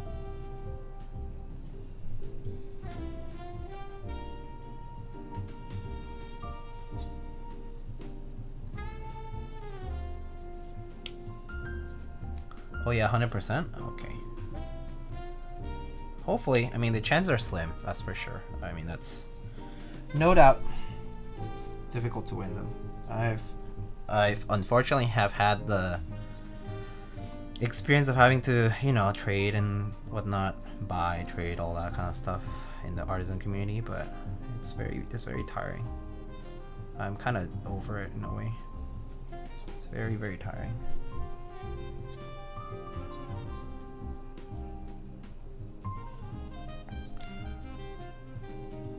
All I want are Lena artisans and bongos. Well, Lena makes some cute handmade stuff too. Yeah.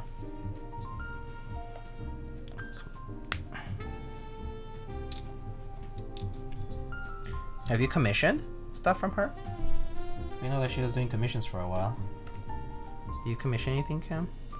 From Lena?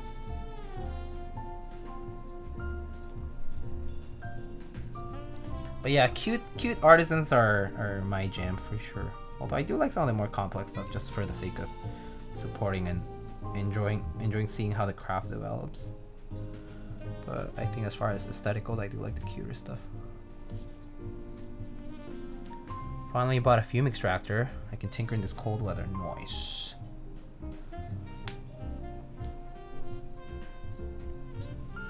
Oh yeah, Matt, are you still here? I'm not sure if you are, but how's your new place going? I know that you've been posting stuff and that's coming along.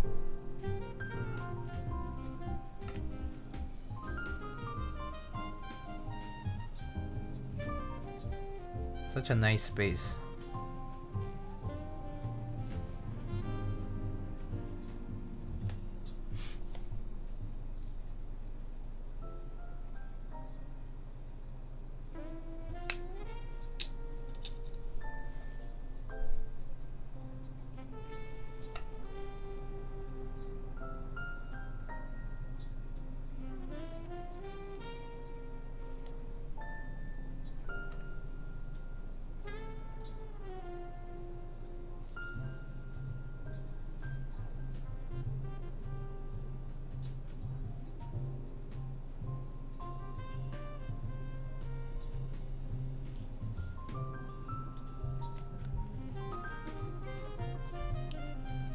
Anyway, y'all people in chat, are y'all traveling for Thanksgiving? I'm not, so I'm kind of glad, to be honest, isn't not having to move during Thanksgiving, but Thanksgiving travel is so stressful to me. But are y'all excited for anything during this weekend? Aside from maybe, I mean, I don't know, so maybe getting together with family can be fun, but maybe the food excites you. I certainly get excited over food.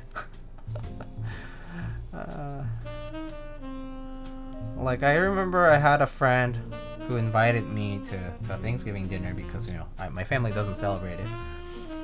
I was so excited for the food, man. I ate so much, and they were so happy to see me eat so much because apparently their family doesn't eat that much. And they're like, yeah, we prepped all this and it's always so many leftovers, but you're gonna actually leave us with less leftovers and we're kind of happy about it. I'm like, don't worry, I got you. Having a Friendsgiving though, just because we love turkey? Hell yeah. Friendsgiving is the way to do it if you're... Especially if you're just, if all of y'all's friends are like, you know, sticking around. Or even if you just want to plan... I mean, some people do like several Friendsgiving potlucks kind of stuff. And then go off to see their fam. For those who are American. Friendsgiving? Oh yeah. All the Black Friday, Cyber Monday deals. Oh yeah, what are y'all scoping for? I actually just recently ordered a new M2 drive. I got a new solid state drive. For what I'm gonna do is I have a 2015 MacBook Pro. I'm actually gonna replace the SSD in that, put my old M2 drive, and then swap the M2 drive onto my PC. So yeah, gonna do that.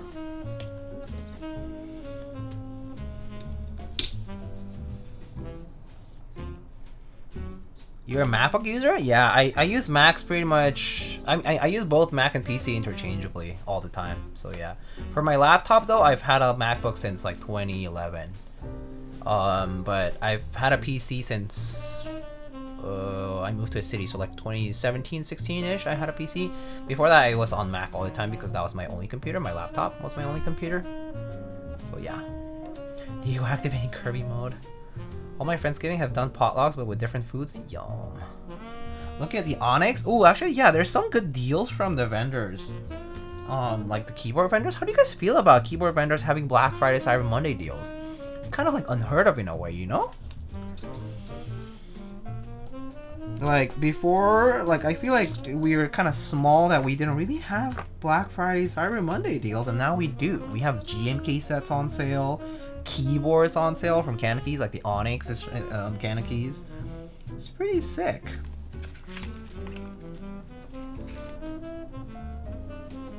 All right, install. Wait, what is this? Make sure when you use plateless mounting, use our supporting plate, and you do not install stabilizers in advance. Okay, cool, I'll do that. And then strongly recommend using no wait. Okay, we're gonna use this thing. Where's my switches?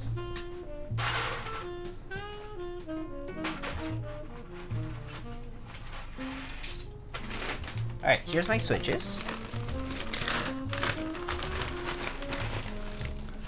Got a bread maker for the wife so far. Oh, that sounds great. New iPad for my daughter. Hello, it's me, your daughter.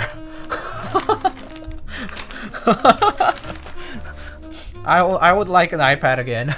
I just haven't bought one because I don't want to spend the money right now. But yeah, I've been so close to buying an iPad again, but I haven't.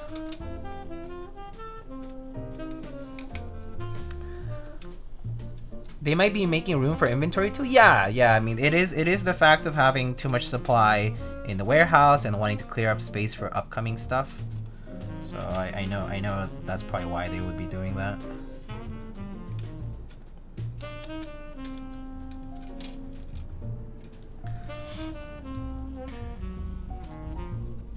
I spent too much for 11/11 and Black Friday ceremony is not happening. Oh, smooch. Cute daughter. Have you tried BDZ Lube for stabs? Yes, I have, of course. I have. I actually have a bunch of little tubs of it because I got a few, it's like samples and otherwise, and used it, and then ended up preferring 205 to BDZ. So I use 205 for stabs right now, and pretty much for the foreseeable future, I use 205 for stabs.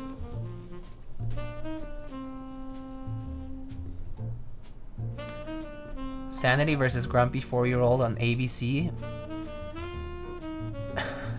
We'll always spend for sanity. Kids, man. Oh boy. I wonder if that's how my parents felt about me when I was growing up, because I was definitely a bit of the more insane kind of kids, as in like just very bothersome and you know. So I wonder if that's how they shut me up too. Probably. Although I don't remember getting a lot of gifts or anything, so I certainly didn't have a computer or you know, I don't have a smartphone until I was like in college, so there's that. But and I don't remember getting the things I asked for. I usually always got something else. It was completely unrelated, but it was still cool getting something sometimes. Not always though. Sometimes it was just like, oh yeah, couldn't. We were just gonna have family dinner. I'm like, that's okay, Mom. That's all right.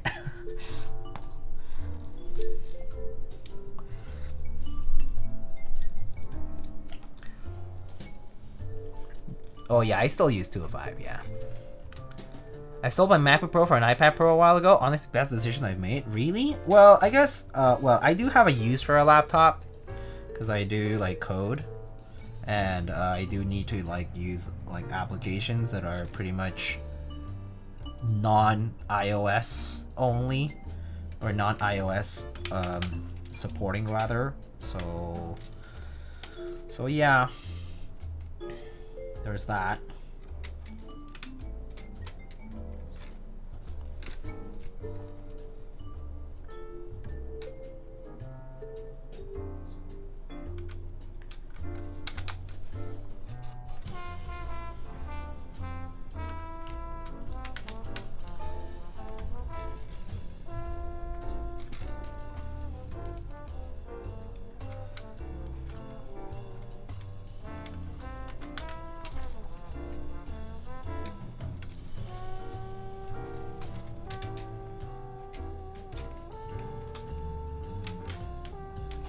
I mean, honestly, I don't think I need this particular plate support.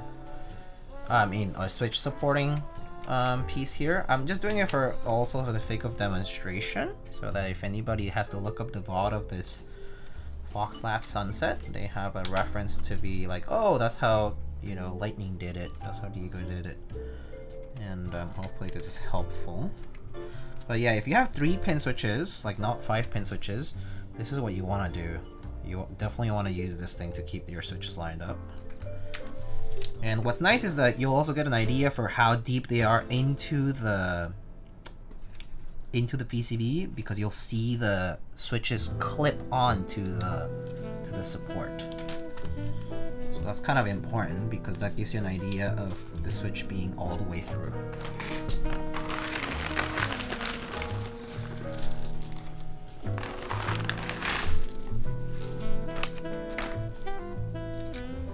Man of the people.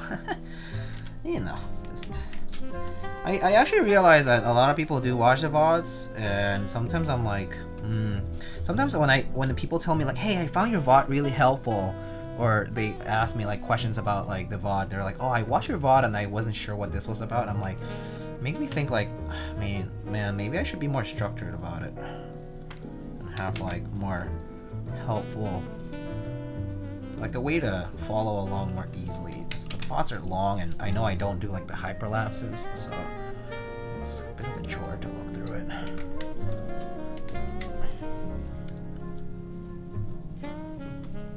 I watched your Brutal V2 VOD? Good. That's good. If it's helpful, that's all that matters. That's really my hope. I do wish I had the editing stuff going consistently, but editors are expensive, and also editing is very time consuming, as I have found out. Well, no, not found out, I already knew that, but yeah. And so when you don't do it yourself, it's also even rougher.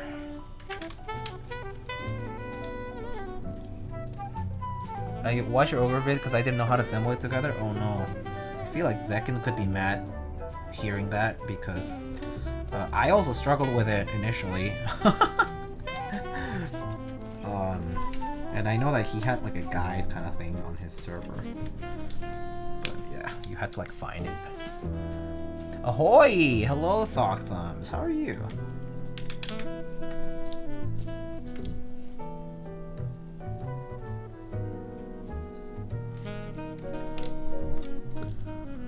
Your HKB VOD is legendary? Oh, that's good. I mean, I'm glad it helps for those who are looking to like lube and stuff. I do think I was much more thorough in that one because I was like continuously warning people like, hey, if you're gonna flip this thing over, don't drop all your like screws and your springs and stuff because that's gonna suck.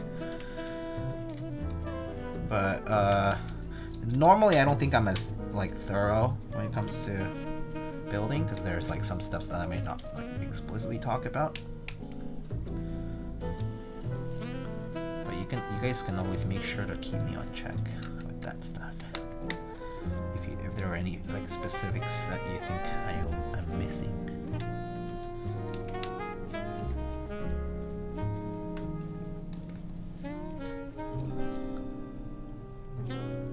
Can confirm HKB VOD is useful. Used it today to open up a hybrid. Good, that's nice. I wish custom toper was more popular. Well, custom toper is catching on pretty quickly actually. There's custom PCBs now. And people are actually making like custom mold sliders and housings and all that stuff. It just takes time to pick up because it is just like we're like at the primitive stages of custom toper right now. It's gonna be I would say it's gonna be at least a year or two till people like fully pick it up and consider it as a normal option. Yeah, Deskies has been doing more toper stuff. Yep, Deskies, and there's like a few PCB designers who now do toper stuff too. Like, you know, if you look at the Densys rubber hose Thika, that one has an included electric capacitive kit.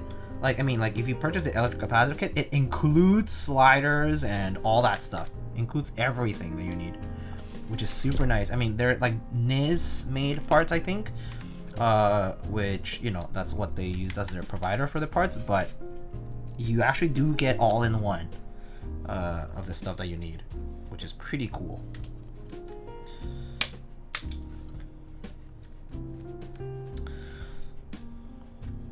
And I do think we're gonna start seeing more of that. Like, I would say that the beginning, like, kind of like, you know, like the Matrix Falcon, I think, had like the electric capacitive kit too, but it didn't have, like, you know, it didn't include like all these spare parts that you need. But I do think now, moving forward, we're gonna see a lot more of that as an option for people to build, like toper stuff. Kind of like OSA V2 is like that, I think. OSA V2 is also has toper support rather,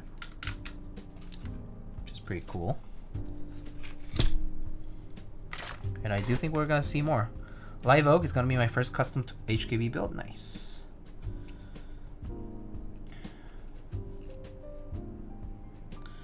Yeah, I mean, I don't have too much custom toper as far as like these new cases like the Evia and the you know, Live Oak, Heavy Grail, but it's cool stuff. It's pretty expensive.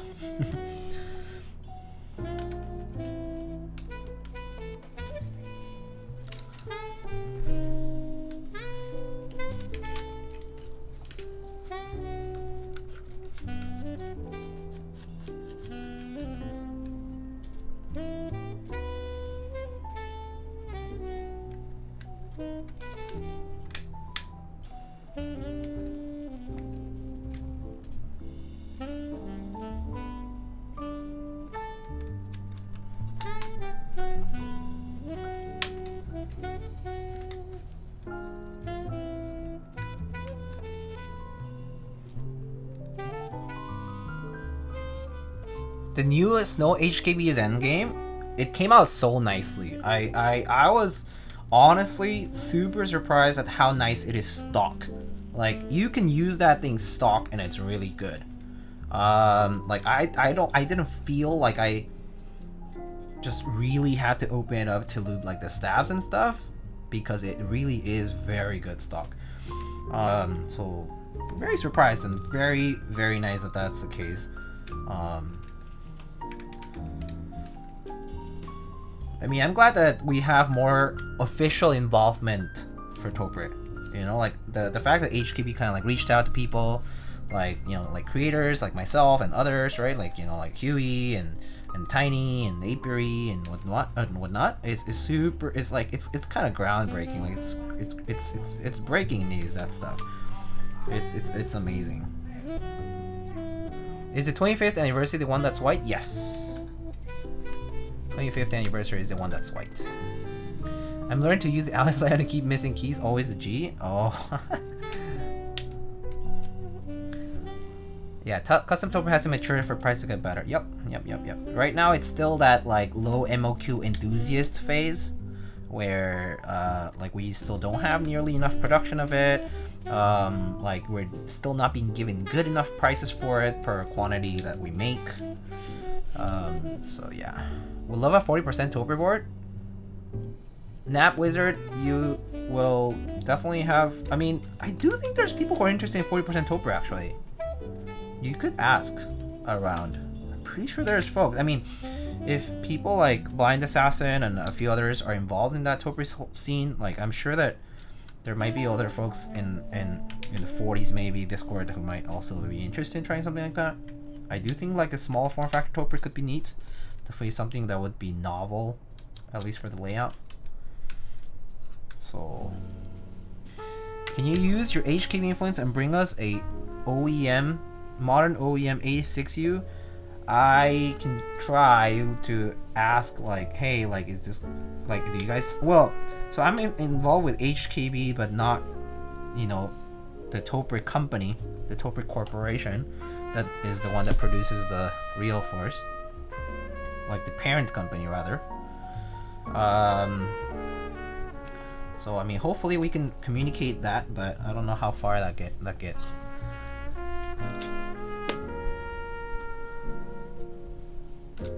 It would be nice though. That said, I mean, at least there will be more 86U style PCBs.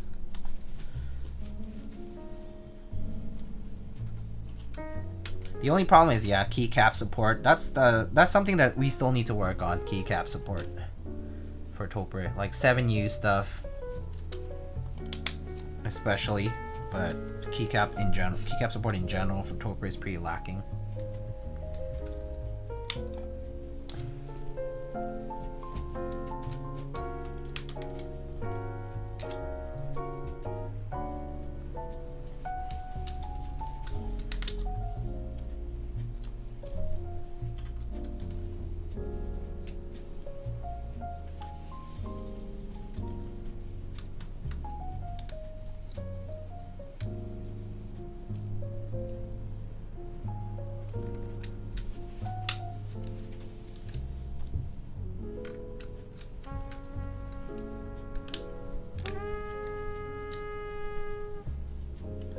Ho, G Banek, hello, how's it going? Alright.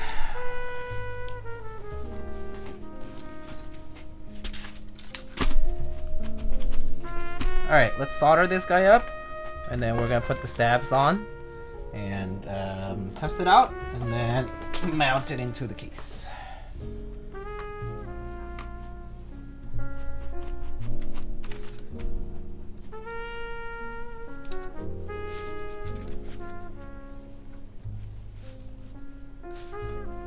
Make sure they're all the way pressed in.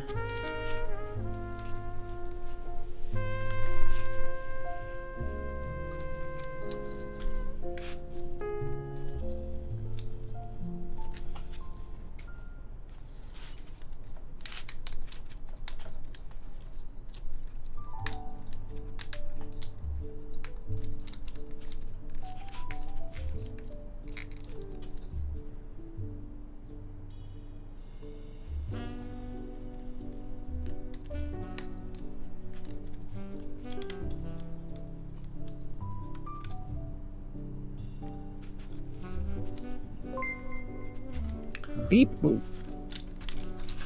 Beep boop. All about that paper, boy. What's up? What's up, dude? How's it going? Thank you so much for the 10 months Prime.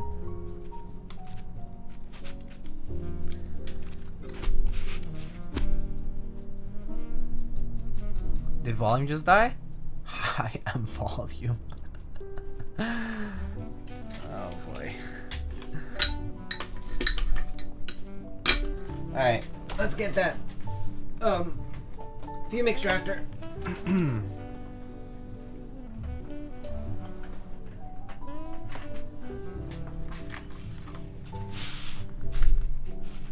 Time is a construct. It's a useful one at least.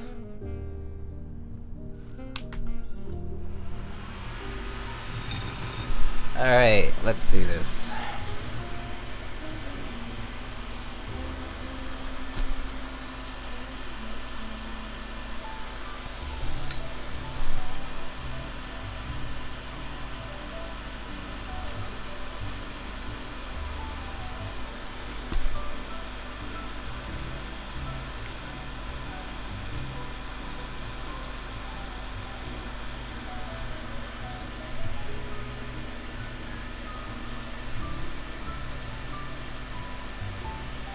Ooh, I'm actually thinking, I wonder if anybody is gonna build this with Alps, because it does have Alps support for the PCB, and this support plate fork or support plate thing for plateless is gonna be very helpful for folks trying to do Alps switches.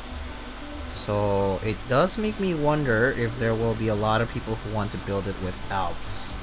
That would be kind of cool to see, actually.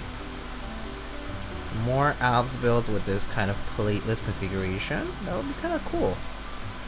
Yeah, I wonder if... but the only problem would be stabs. Doing stabs for Alps, how would you figure that out? I guess it would have to be like a half plate, rather, where you do have stab support. So yeah, you would have to do a half plate of sorts. I don't think you would be able to do Alps without the half plate, because for the stabs you do need clips for the wires. So I think that would be the main breaking point. That would be cool. Anyway, as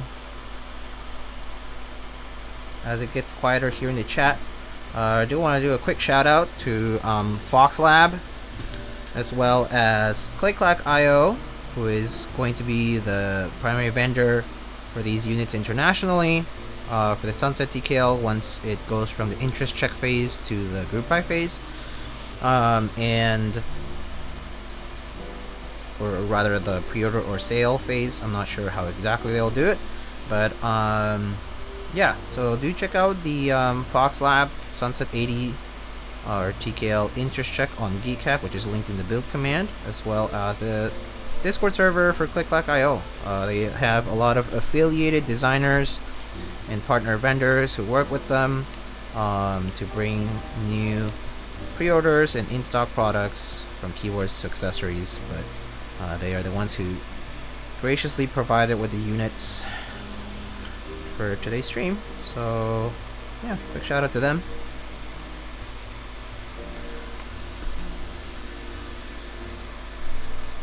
DCS Alps is cherry stabilizers. Oh, that's right, Alps cherry, that's right. You could do like DCS Yuri Alps with cherry stabs. That would be cool. Ooh, yeah. But yeah, but so CG Buin, that's the whole point of this guy, right? So you see this like FR4 thing? It is 2-pin, but this would keep, you know, using something like this kind of like plate support would be the thing to keep your Alp switches straight. I think that's the main thing, using the plate support. Making something that would fit Alps perfectly would be ideal, which wouldn't be that difficult anyway. But yeah, that would be the idea. There have been people who have made plateless Alps, so builds, so it's certainly doable. Just a bit more involved.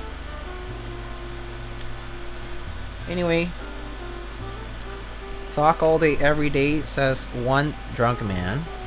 Which brings us to our sponsors. And among them, there is the major talking company of Happy Hacking Keyboard. The Happy Hacking Keyboard office, US, is a partner of the Lightning Keyboards channel.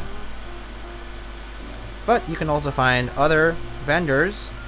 If you do exclamation sponsors, you can find a link to my website where there is a brief description of what each vendor sells and provides and where they're from, location wise. But there are various vendors who supply from custom keyboard kits to accessories, in-stock key sets, in-stock apparel, even from collaborations with content creators as well as designers. There is PCBs, custom plates, all kinds of goodies through the different sponsoring vendors that you can find. And there is also a description of if you have a discount available through them, there is going to be a little note that says code this for a certain percent off from certain vendors. But otherwise, you know, if you make any purchases through those vendors in particular to support the channel, I would really appreciate it if you did make your purchases using the referral/affiliate links, because at no cost to you, you can provide a small kickback to support what I do. So yeah, check them out. Or in the future, if you're browsing through them, opening up the page using the referral link will have a cookie in your browser that will effectively allow for the referral to happen at no cost to you. So yeah, check them out. Gotta pay for the taco visits. Yeah, I haven't had tacos in a while because the trucks suffered from inflation and now they're extremely expensive, and I am not enticed to buy from them because I would rather just get something else at the same price. But yes, taco visits will be funded thanks to your support as well.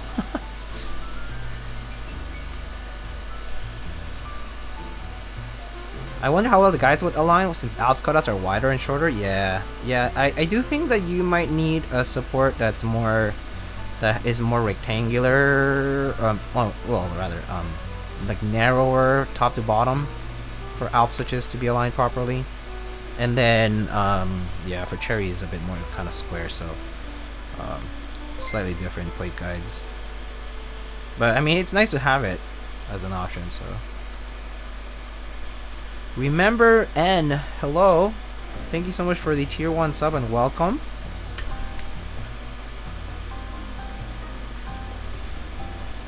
Taco Azul in Corona has some great mole and tacos IMO. That sounds delicious. I love me a good mole. A good mole poblano, or whichever type actually. With some hot corn tortillas. With a little bit of a kick to the mole. Yummy.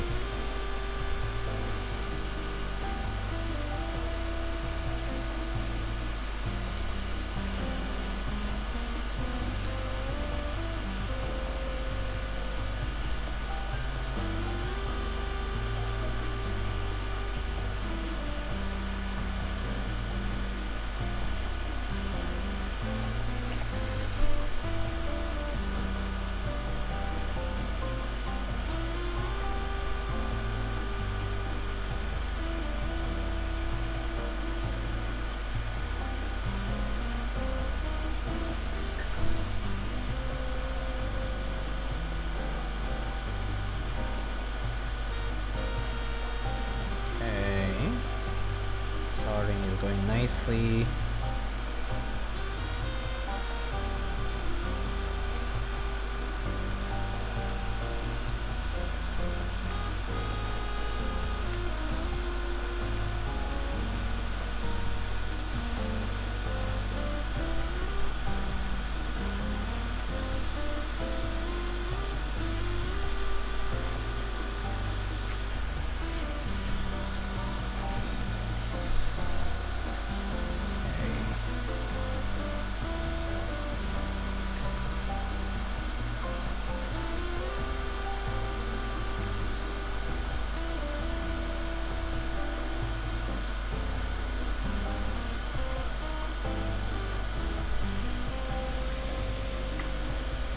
Favorite Thanksgiving dish? Oh man. Probably just like stuffing in general.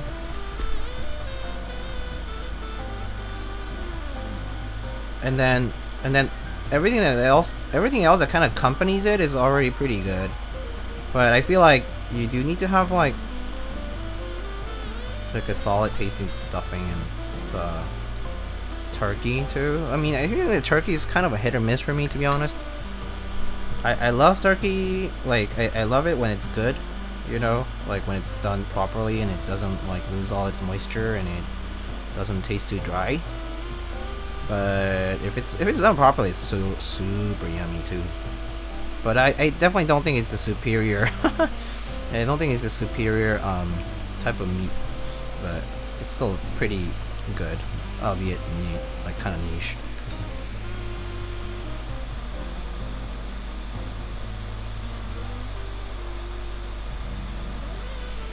Oh, hello, camera, come back. What was that about? Why did the camera just blink?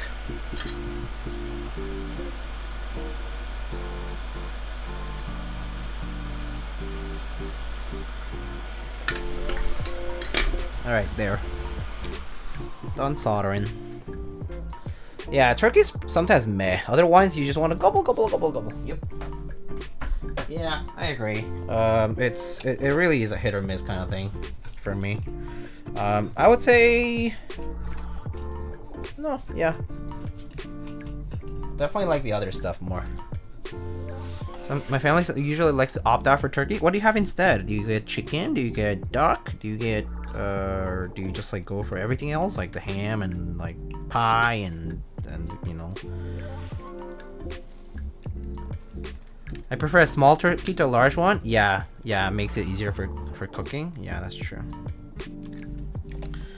All right, so let's just make sure that PCB is working still and test it out, and then we can just put the stabilizers on after we clip off the support guide.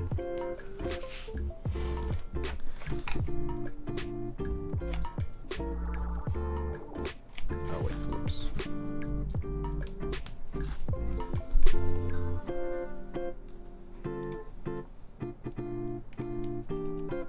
Okay.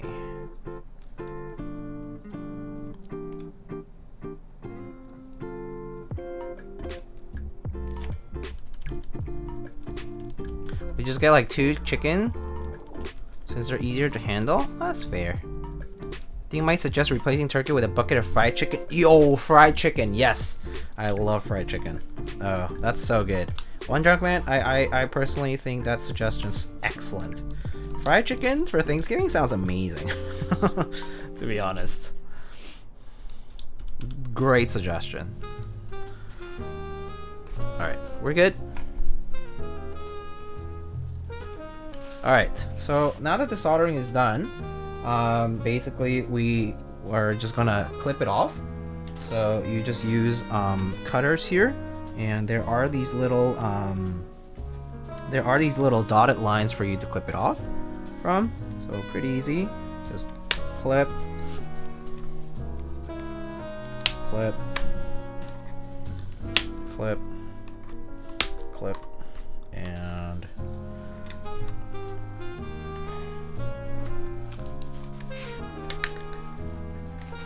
this one's a little rougher. This is a little bit thicker, and clip. Alright, cool. You just clip it off on one side.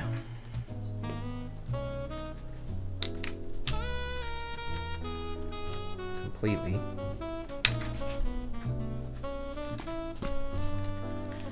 Right, and then lightly press down on the supporting plate that disengages from the switches catching, which I can just use like a tool.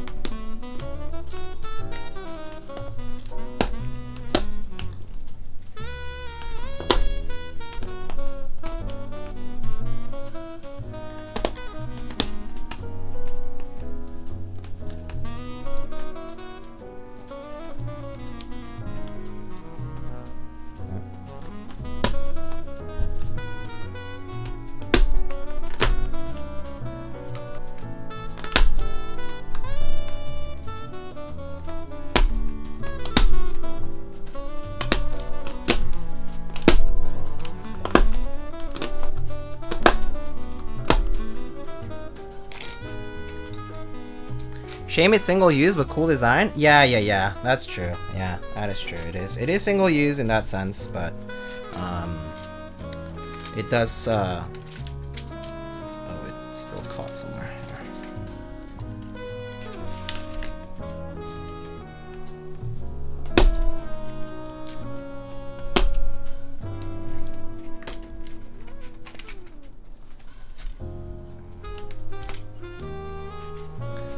Who needs keyboards when you have who needs friends when you have keyboards? Anyway, so you take it out like that. So it is a single-use thing, but I just wanted to demo it. So there's that. Is this like the ultimate plate fork for doing this build plateless? Yeah, you can think of it that way. You basically build with it. It helps you align the entire board switches, and then you clip it off on one side, and then you disengage it so you can just take it out. I saw it printed on a keyboard once. Funny little quote. That's hilarious.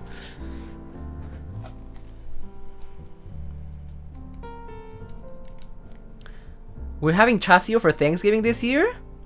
My mom and I both do not like Thanksgiving. Okay. But chassis will make up for it. That sounds so yummy. Oh my god, I love chassis. Alright, so now we are just gonna do these stabilizers now, which are pretty much ready to go.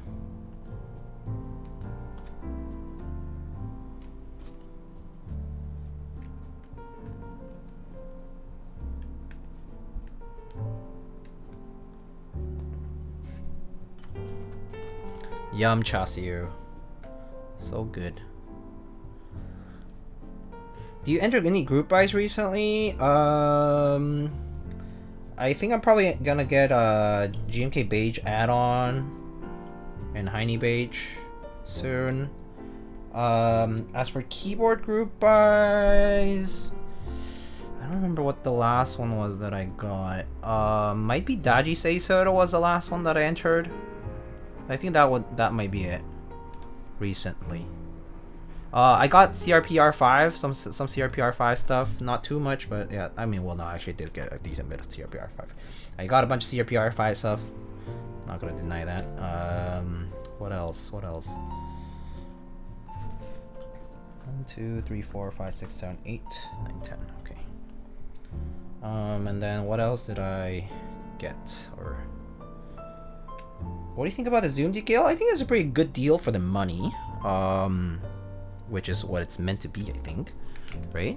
Like if I just look up zoom decal, the EE edition, the Essential edition, $179 for a ton of options, and it's alu case and has Bluetooth. It seems 1 with 2mm flex cut PCB. Yeah, I mean it's a great deal for the price with a lot of options. So.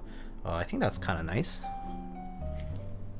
I honestly think if you're a newcomer to keyboards nowadays, there are so many nice options for a low price, and they're kind of tried and true in the sense that these makers have been doing a bunch of these kinds of kits for a bit, and so it just works out really nicely for a lot of newcomers.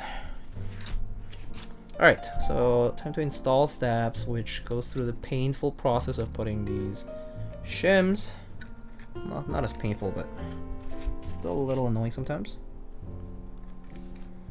So I just apply the shim from the back, and then make sure it comes out on the front, or rather it clips properly from the back, and then I can push it down from the front.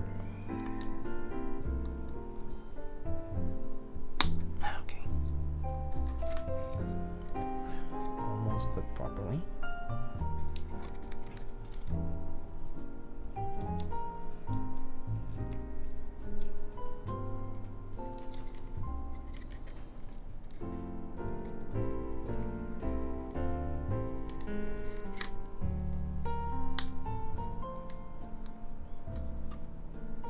Oh, come on. Little shim. Just do the job, please. Maybe I should have gone 1.2mm stabs, huh? But I have a bunch of 1.6, so I don't want to buy more when I don't need them.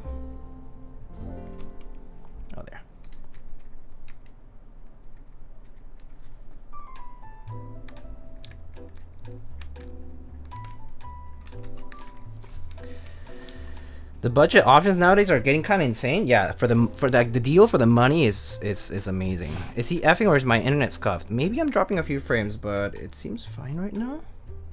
Oh, some choppiness there as well. Oh, okay. Might be.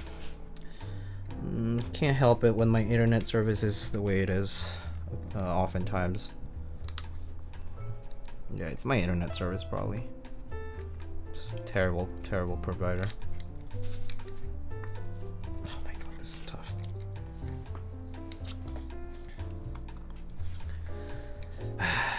Okay, it's even harder because of the switches are already in.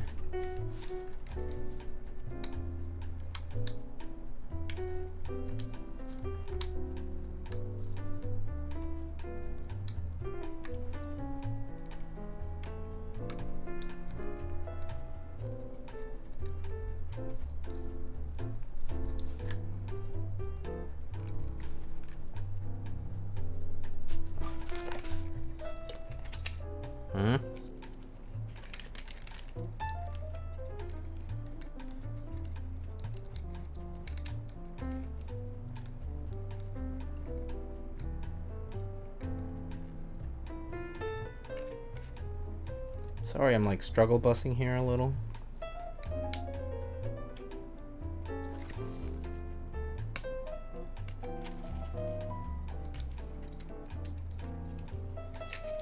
Can I just not use the shims? No, I still see the gap, so I definitely need to.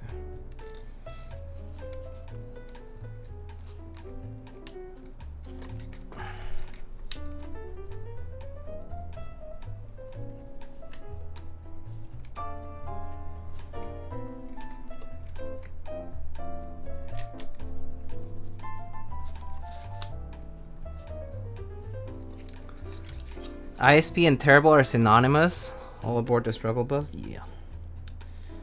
Oh my god. Oh, stab shims, I hate you.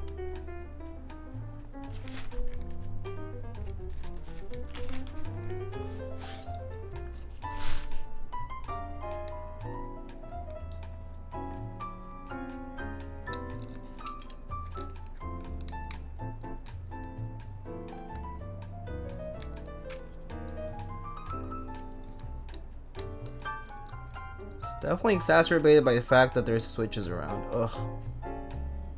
Should've.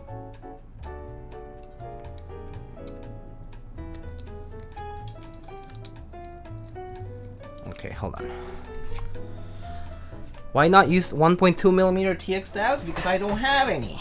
That's why. Because I bought like 15 kits of the 1.6, so I didn't want to buy 1.2mm stabs, because why would I buy more stabs when I already have so many? That's why. Don't need to buy more when I already have a lot, you know?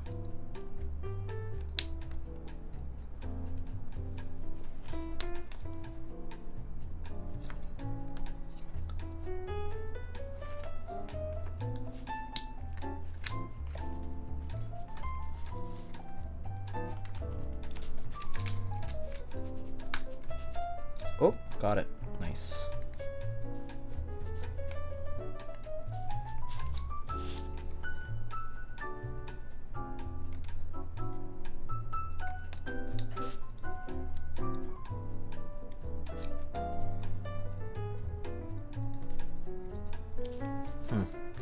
Okay.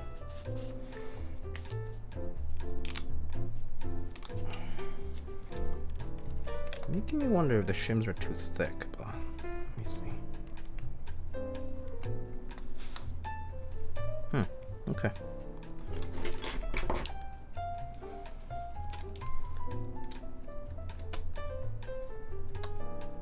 For times like this, yeah, that's for sure. It's okay though. A little suffering won't hurt too much, right?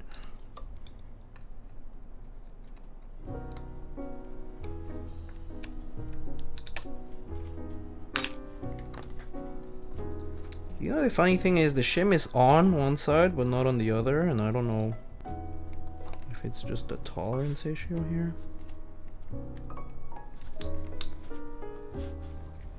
It's like not clipping into it.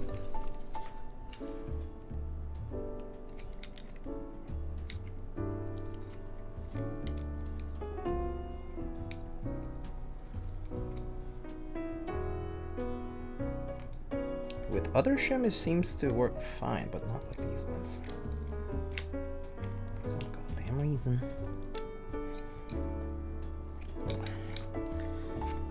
Okay. I need to pause for a second. I made sure to pick up some extra 1.2 TX stabs just to avoid shims in the future builds. Yeah, that's fair. You know, I normally don't have issues like this as much, but this one's giving me a little bit more trouble. Usually it goes kind of easily, but yeah, I'm kind of missing today.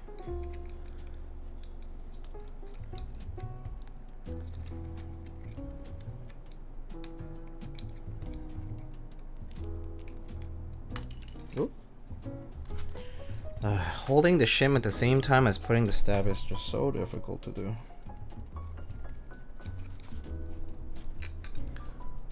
Alright, hold on. I kind of want to try some of the other shims I have, so let me do that.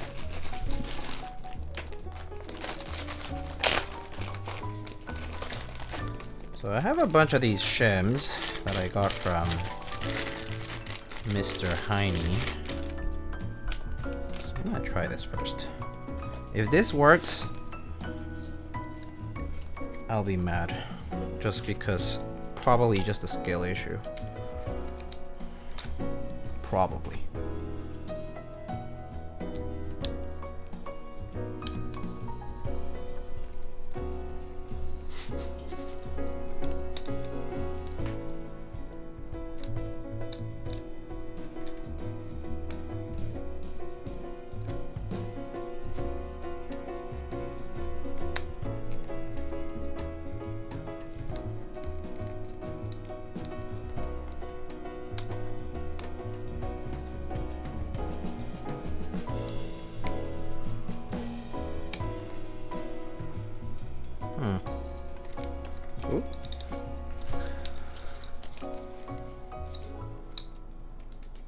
Okay.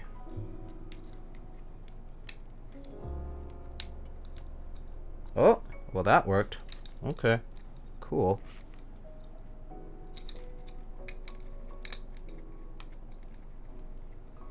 Alright, well, alright. Amazing. I still do think these shrimps should work. I'm just having issues with it. It's just me, guys. It's just me. An easier way to go about it is to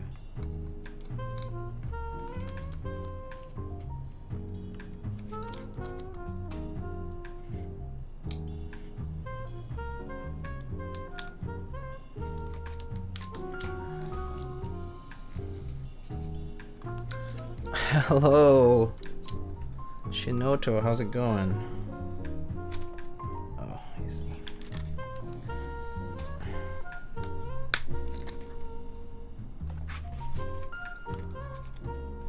The Misc 65 with GMP Beta looks awesome. Thanks. Thanks. I think so too. I think it also looks very nice with the set. Alright.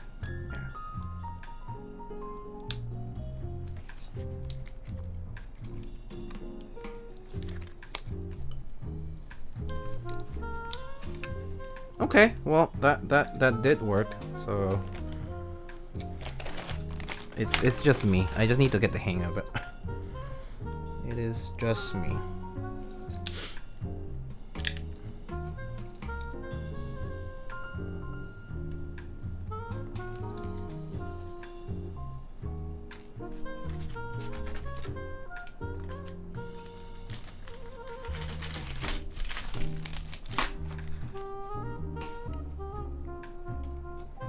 I think it is actually easier to pass the clipping side of the stab into the hole and the shim first, and then trying to fit in the thicker part of the stab on the shim, like, you know, or rather the shim in between the thicker part of the stab and the PCB. It's a bit easier.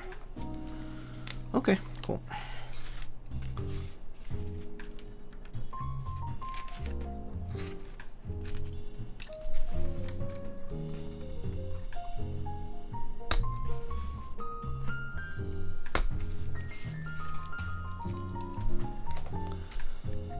Getting better. Finally got stuff done before the holidays. Preparing to shoot some photos for the week. Oh, nice.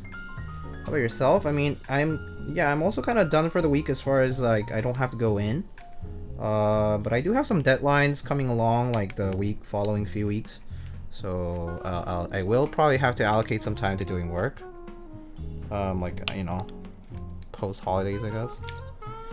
But yeah, it's going okay though. I'm doing all right.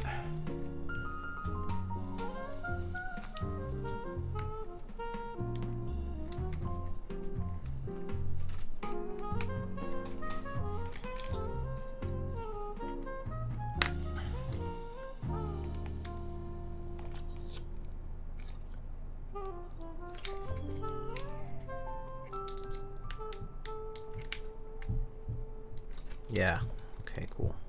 That is much easier to clip on.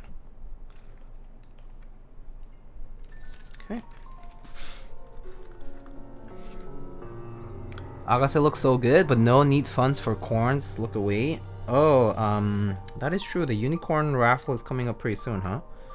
The in-stock sale for that. That's coming up like quite soon. I think it was like on the 28th or something like that.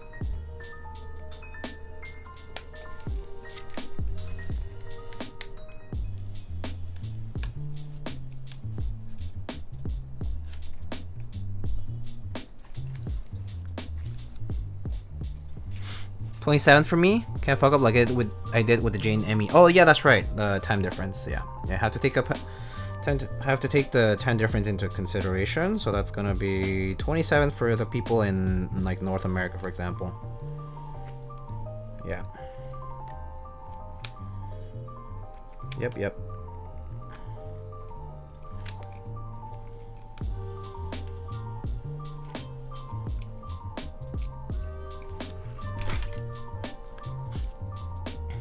Don't tell people.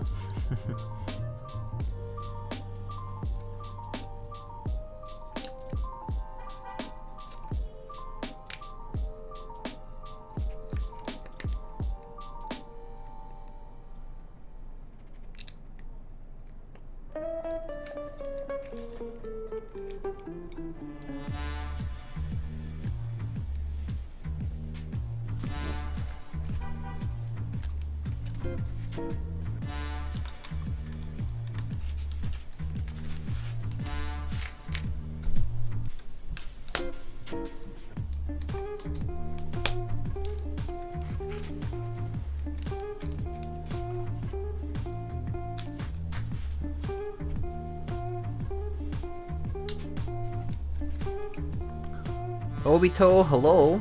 How's it going?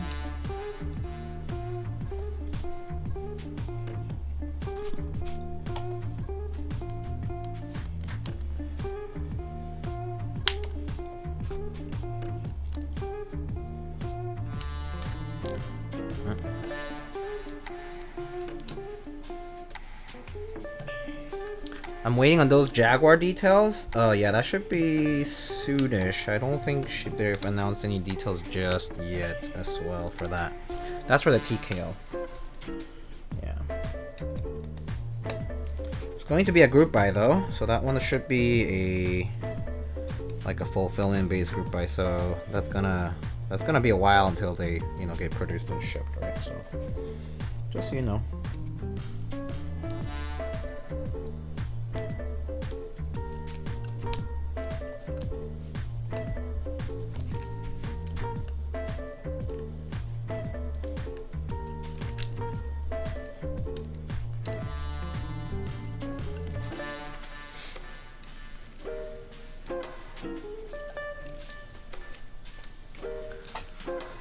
Doesn't sing a board to me, especially the bottom plate.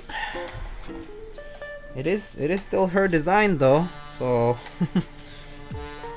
you know. Maybe it's because people associate Singa with the unicorn too much. But yeah.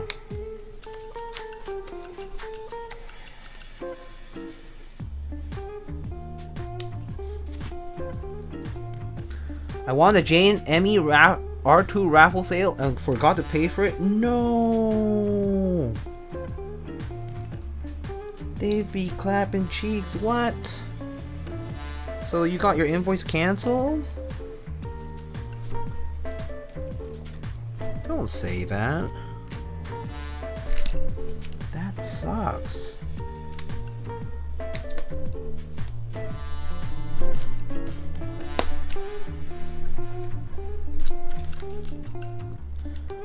Is it me or these TX clips are like really tough sometimes?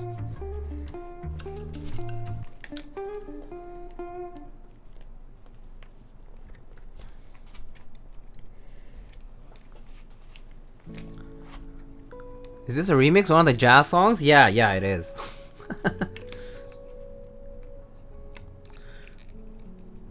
Well, kinda. Sorta, kinda.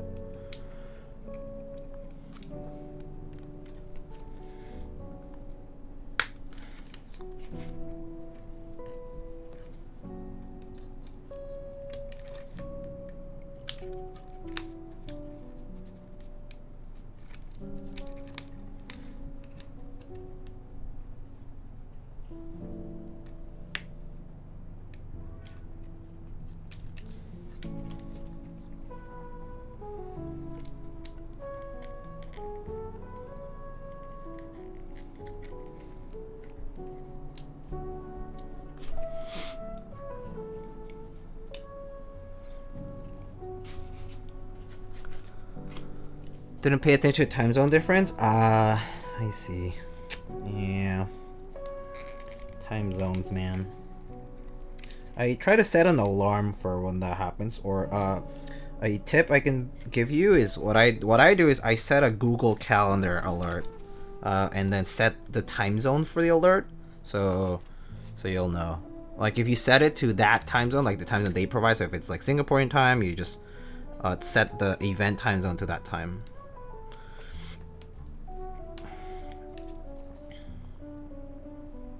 And then just work from there, because it'll adjust it based on your local time. So yeah, that sucks though. That's a bummer. Bummer to hear that. All right, stabs are on. Let's just make sure our stabs are working properly.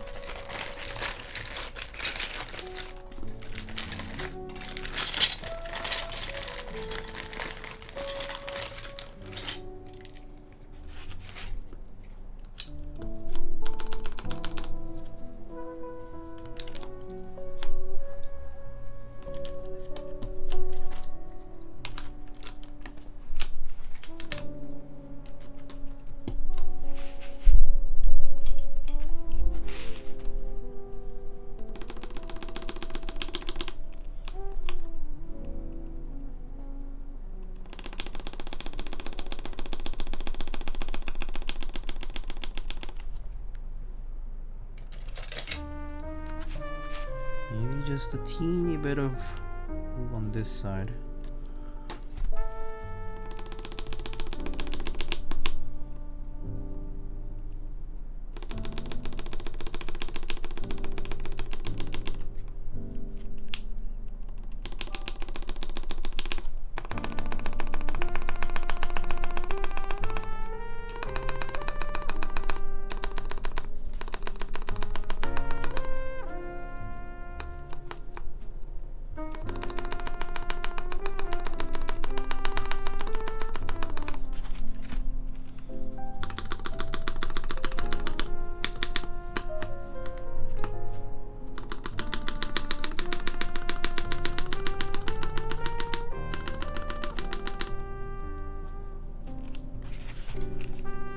Hello, Mr. Kupo. How's it going?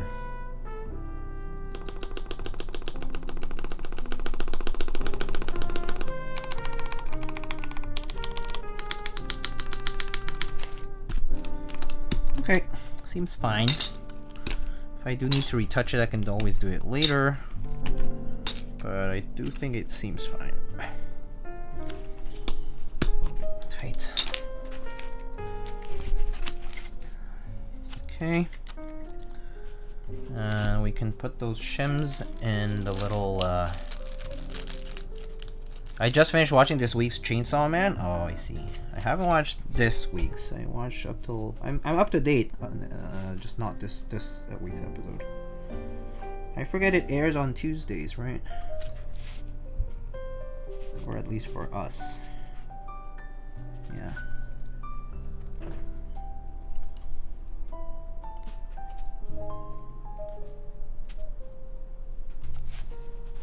I swear to God, this using these little toothpick-like shims with the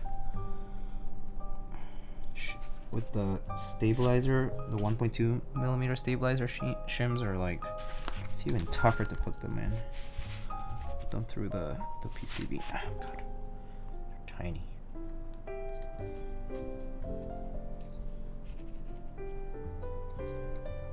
Bleach comes out Mondays? Oh, I'm not watching Bleach, but is it good? I haven't watched Bleach in so long that I'm probably behind on things, you know, as far as like how things work.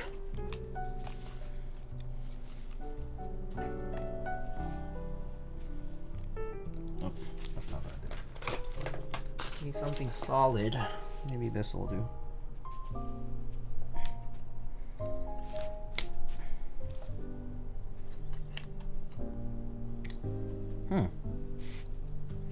Quite difficult to put them in.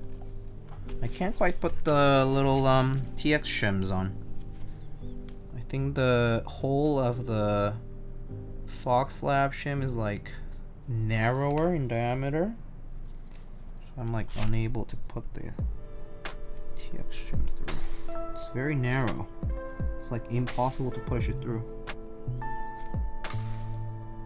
Yeah, I don't think I can. Okay, I'll just go no shims then.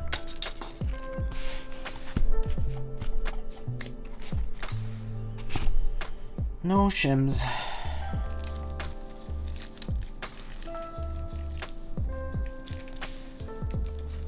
It's okay because I do think the 0.4mm shims are gonna hold these guys in place anyway.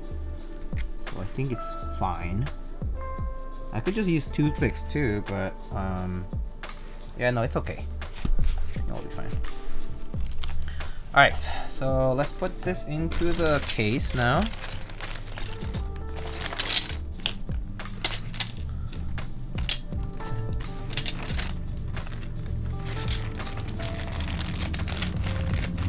Why is the Unicorn Singa TGR?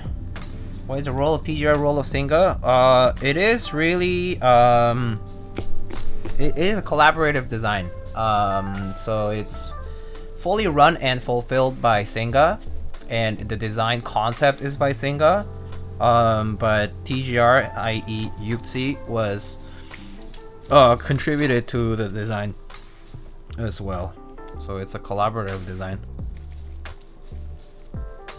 That said, it is a board that Singa KBD owns rights to. Yeah, so like the IP is really Singa KBD's, and Yuxi had a hand on the design aspect of it as well.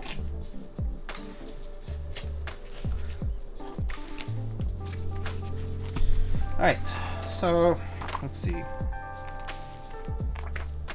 So I think everything that's just oh, here it is, assembling it together. Okay, gaskets.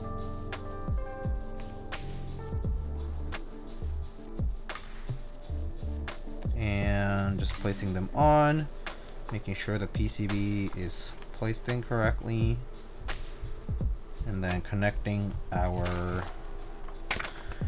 daughter boards, and that's it. All right.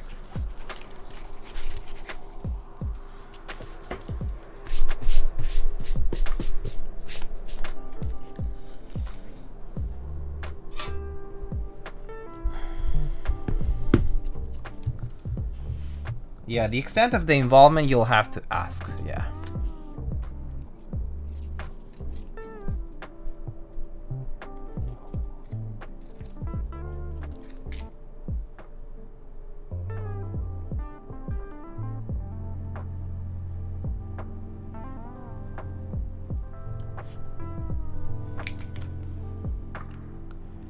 Kohaku has the best ano I've seen IRL.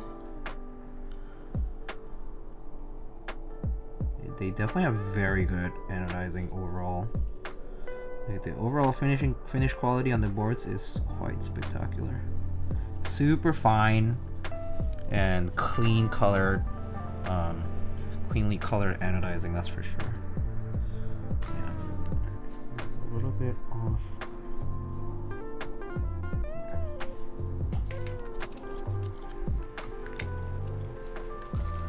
Which Unicorn R 2.2 color do you like the best, Diego?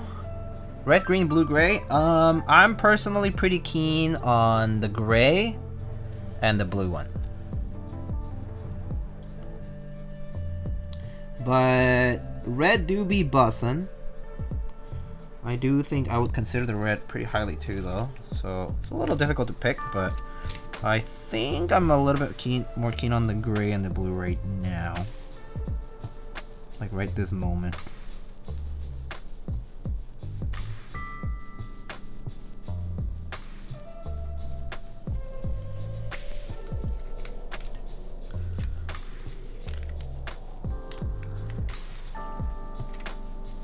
The green matches Jimmy Dandy so well. Yeah, it looks good. It looks like it would fit a lot of sets actually. It's a very nice green. It's pretty versatile. It could go with some neutral sets, and it could also go with some not so neutral sets. Pretty dynamic.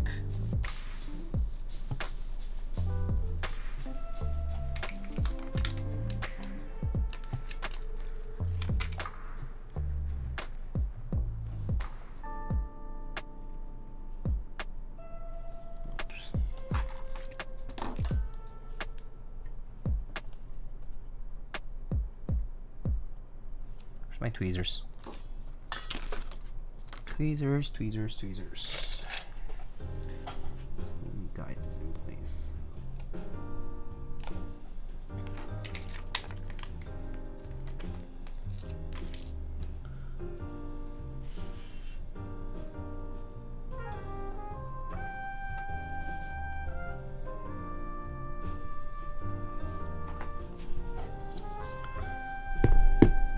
If you like this kind of music, you should check out Tom Misch. Will do. I'll actually write that down.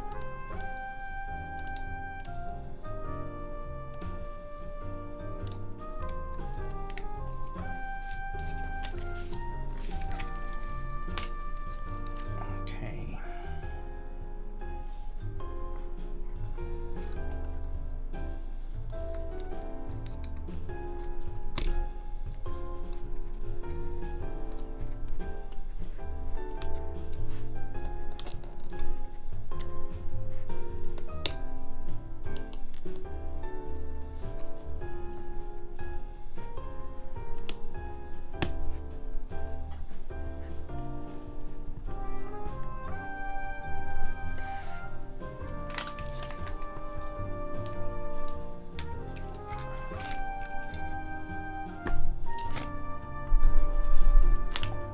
Since it's back to jazz, check out the Blazo colors of Jazz 1 and 2.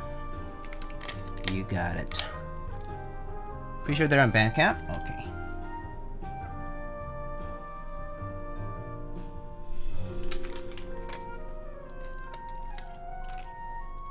Yeah, no, I do like jazz. In general. So thanks for the suggestions.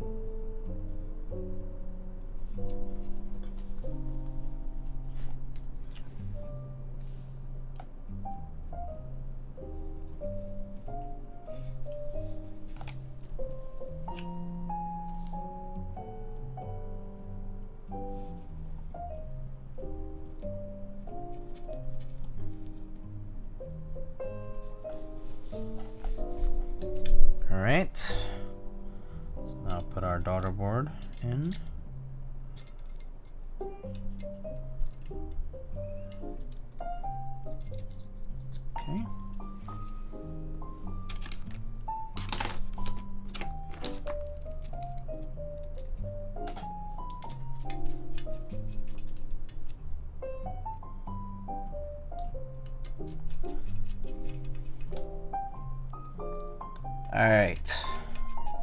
I have a question for y'all in chat. As for what keyset we're gonna put on this board. Because I have two options in my mind. One of them being as simple as white on black. And the other option being more colorful as being Miami Nights. Those are the two options I'm kind of set on.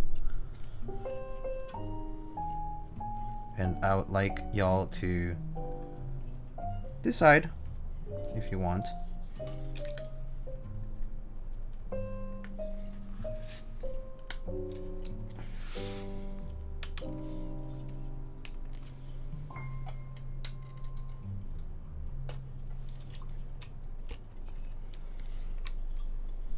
WoB is hard to beat, but I do like Miami Nights. Well, then gotta pick one.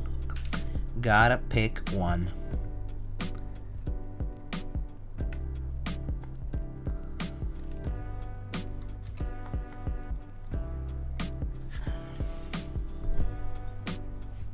Alright, let's do a poll.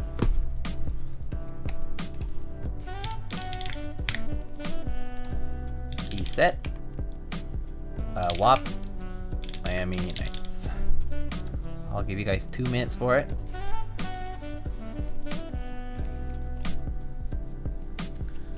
And while that's happening, I'm gonna set this up. Oops.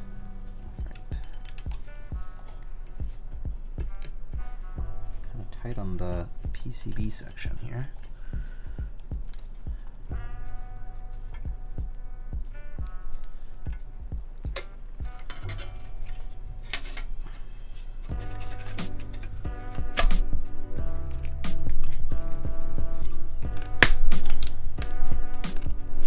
That sound is just the alignment pin, like, going past the PCB thing. So, oh, frick! I forgot about the Aeon sheet. Let me put that on actually. I'll put this sheet. So this is just to prevent it from shorting. In a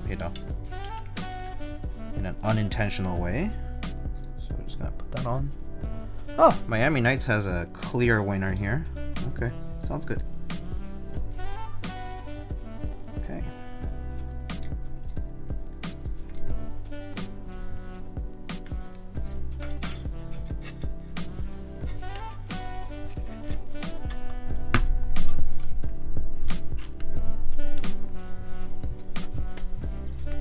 As opposed to those intentional shorts. I mean, hey, some people do press on their boards quite hard, you know. The best kind, yeah. It is the shorts of all time. If you have ever seen them shorts of all time, I've seen them. It's the shorts of all time. Jorts, intentional shorts are like YouTube shorts. It's too bad I don't do shorts, like TikTok or YouTube or IG Reels. It's not built for it. One of the shorts of all time. Yeah.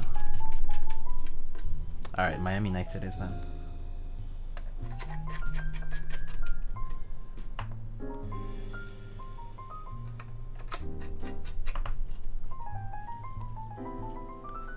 Petition for Diego to wear jorts? I wish I owned a pair, but I don't. Sorry I can't oblige, but I don't own a pair of jorts. Jeans only. Need to cut my jeans into jorts if I were to wear jorts. He only does talls. I'm not that tall. I'm like 5'6", 5'7" only. Not very tall. Alright. Wipe this down.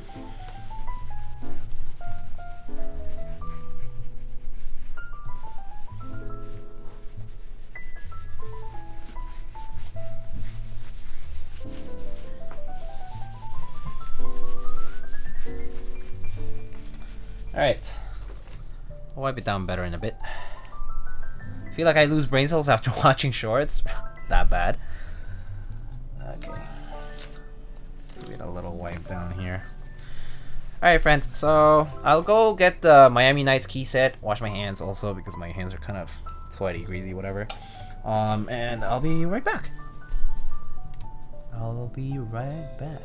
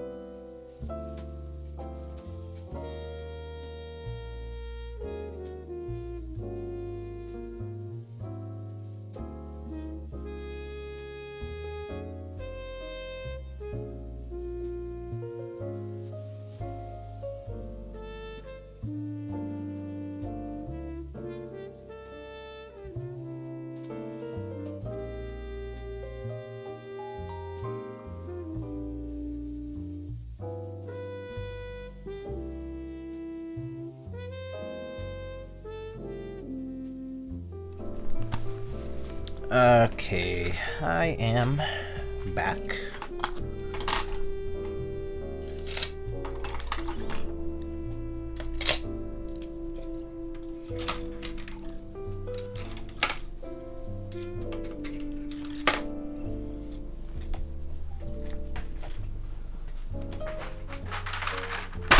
With the key set.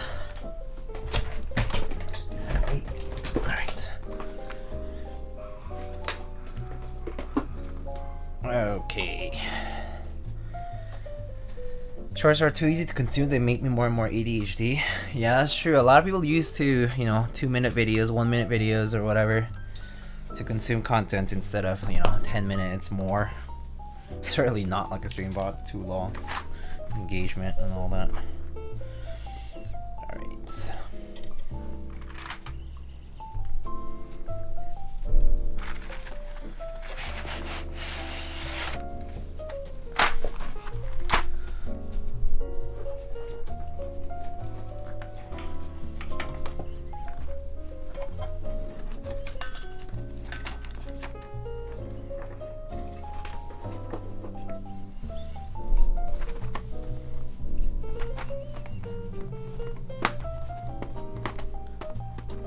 Uninstall apps if necessary.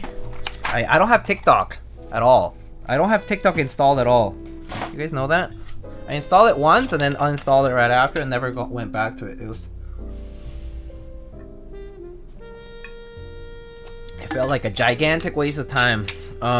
Specifically in the sense that it was just, I don't know, it was just a lot of time just spent on it that I feel like could have spent it somewhere else.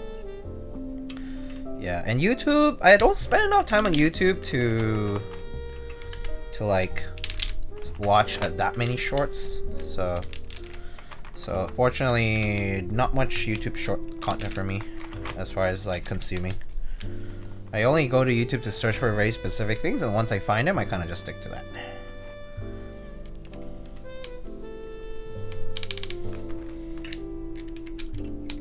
Wow, holy moly, this is super flexible.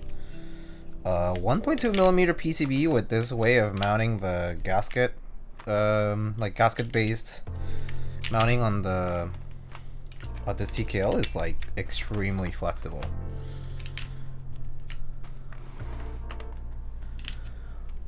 I need to do that. My phone told me my screen on time is about down 20% this week, averaging on 9 hours per day. I was like, I need help. Oh my god, that's so much time. Like every time I put keycaps on this thing, it just sinks. Like it's super duper flexible. Doesn't make me want to type on it, like type hard on it, you know? It's very, very flexible.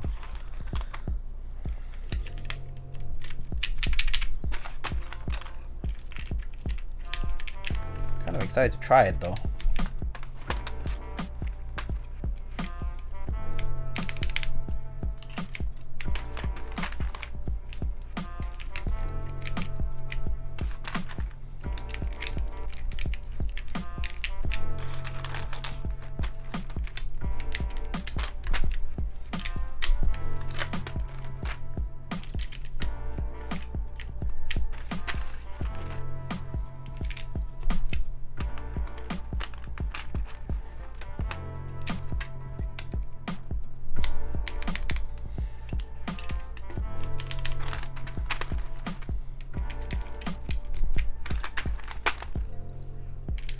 Certainly coming together. Yeah, I think Miami Nights was the choice for this, considering the, like, do you see like some of the red from the PCB there kind of showing, and the blue accent here, which I guess hopefully with the lighting will look better.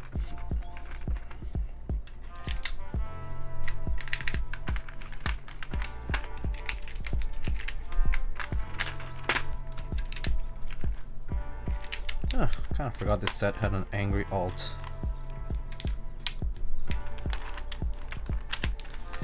Never doubt chat. Chat knows the way.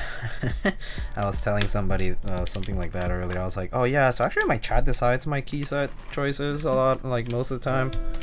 And sometimes if you see photos out there that I post on Insta or whatever, right? And you think the choice for the key set was not the right one or was very good, well, you can blame it on chat. It was all chat. Chat the smart people who picked the right things, hopefully. Yeah, I don't like the Win key icon there as much. The diamonds, it's okay, but and I got two artisans that I want to put on this. Just went away and vetoed everything and just decided to bring my own artisans to this. So the first artisan is here. This is my precious bongo. Oh, this one's a little fat, but it fits, I think. Oh, it kind of rubs at the very end. Okay, that's fine.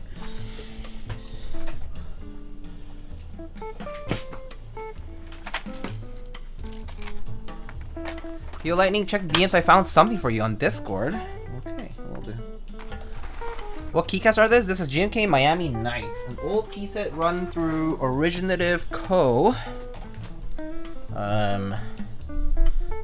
Yeah, so a relatively old key set. I think this was released like in 2017 or something like that. Yeah.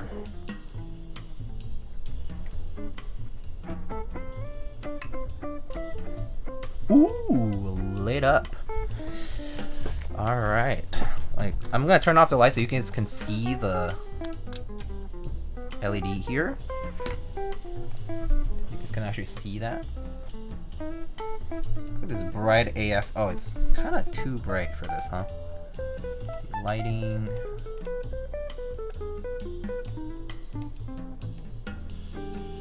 Maybe a little slower.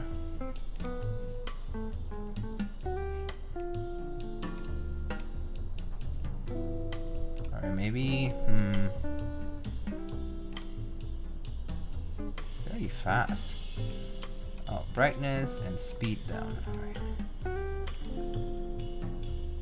Ooh, very cool. That's hot. That's cool. That is cool as hell. Hoya? Hoya! Alright. Alright. Let's see.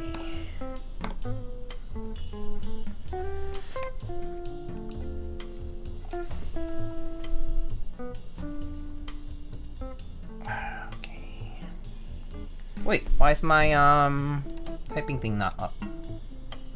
Oh, it's a different window. Okay, here it is. Alright.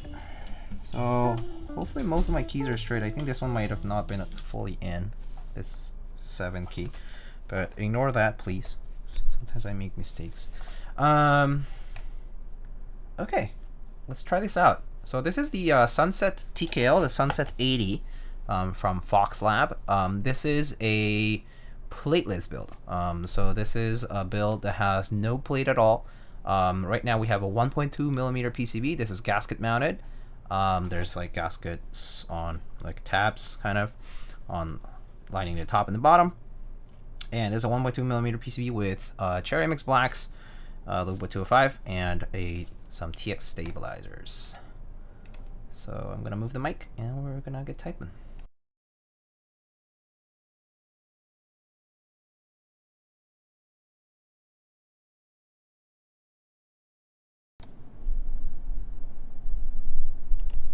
All right, let us give it a shot.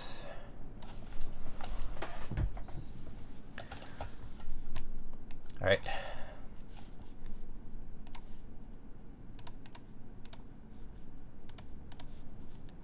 Here we go. Just clicking. Here we go.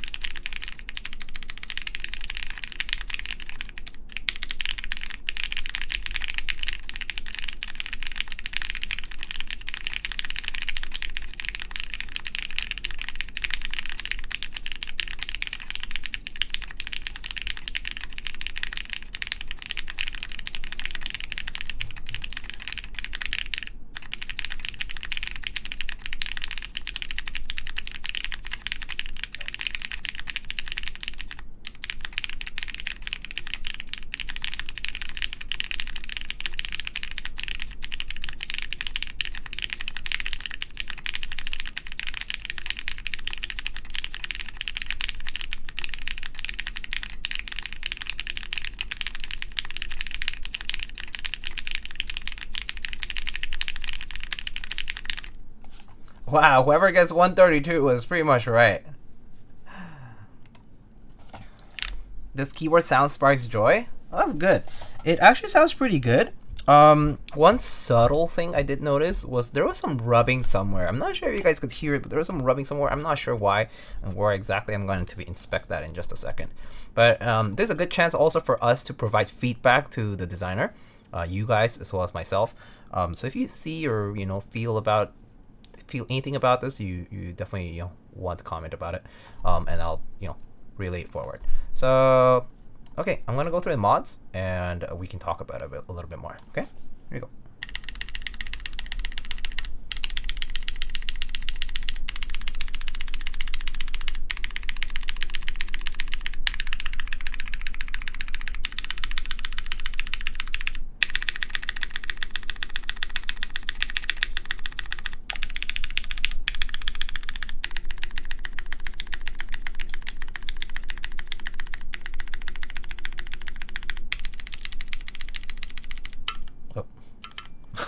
Ignore this one. The key is a little bit too big.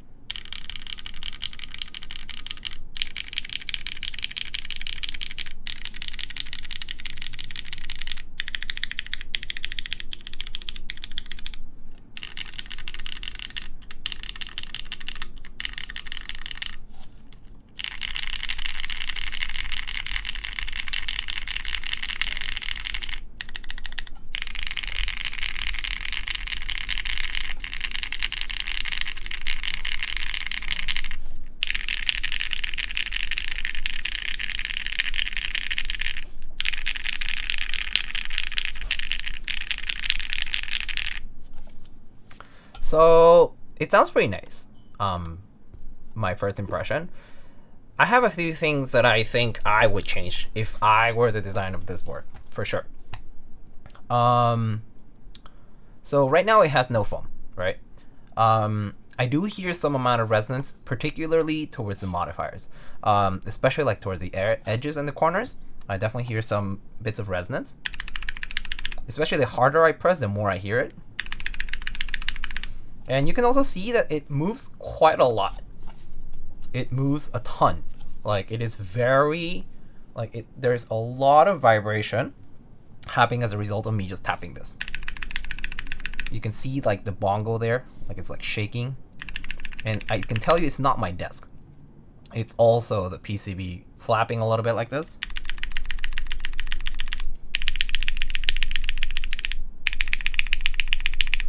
So I do think this board would actually benefit from having a 1.6mm PCB option. It's very flexible.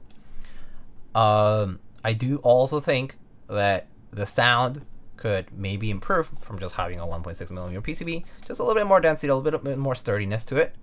Also, because a 1.6mm PCB will also make the tabs, the tabs that are being gasket mounted by the case, they will also be held more rigidly, more sturdily by the gaskets, by the case, because those will also be 0.4mm thicker.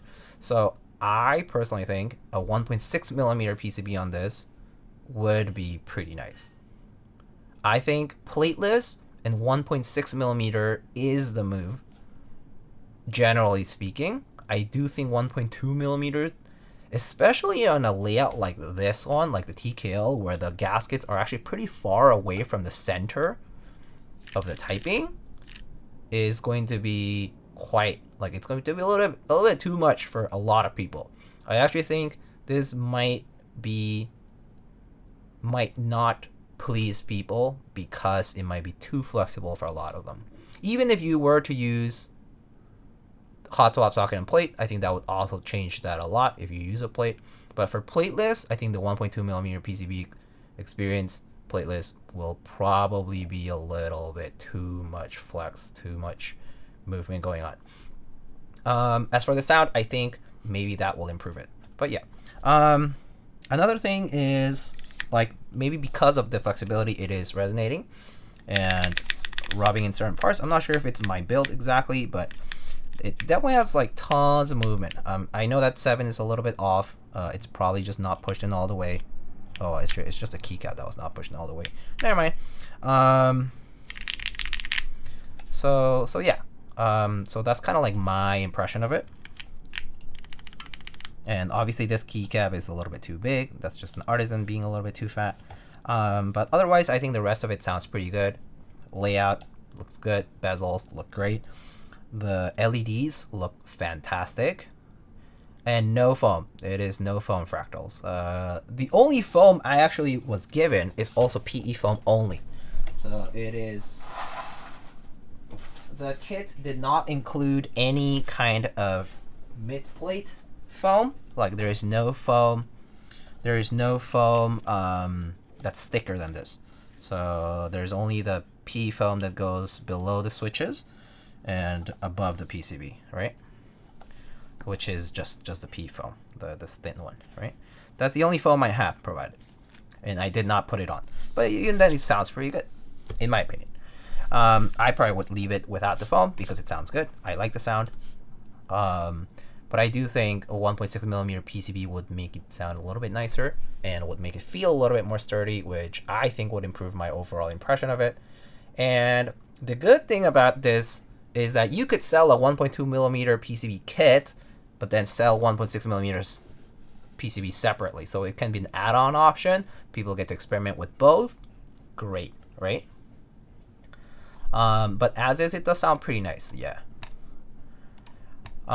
Yeah, I don't know. If you guys have any like specific input, do let me know. Let me see. I'm gonna read through the chat.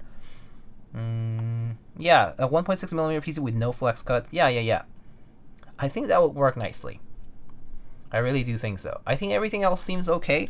I'm gonna test a few things. Like for example, here I'm gonna see if like there's any shaking or any movement from the PCB.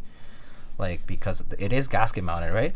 If the compression were not sufficient, this would be moving a little bit. But it does have the alignment pins, which is going to help that. It's going to help keep the PCB in place. So the good thing is there's no movement here, so that's nice, right? Like it's not just like moving around up and down or anything like that. So the alignment is going to be fine. And I don't think the blockers are getting in the way or anything like that. But yeah, everything else looks pretty good, I think. I do think 1.6 millimeter PCB as an add-on or as a base kit option. So having the 1.6 millimeter as a default and then allowing for 1.2 millimeter as an add-on or even as a choice would be nice. I think that would be great. Keep everything else in the design exactly the same. Just produce the PCB for 1.6 millimeters. Everything else is fine though. But yeah, no flex cuts on the PCB is all good. Like the way it is right now is perfectly okay, I think.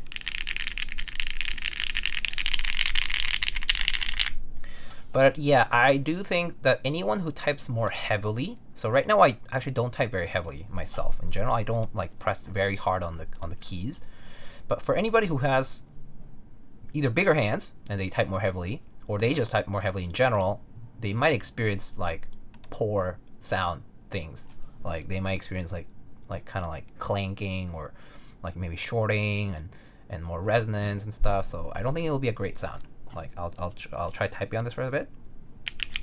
Oh, it's not plugged in. Whoops. So plug it in and try.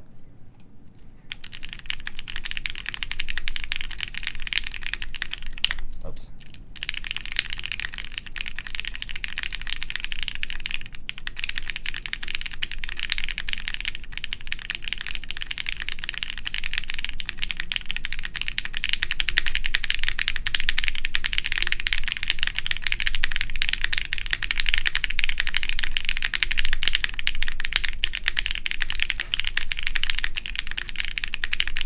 So I'm typing more heavily on purpose, and I can hear the resonance of the case. So I do think a 1.6 millimeter PCB would help prevent that. So a little echoey, yeah.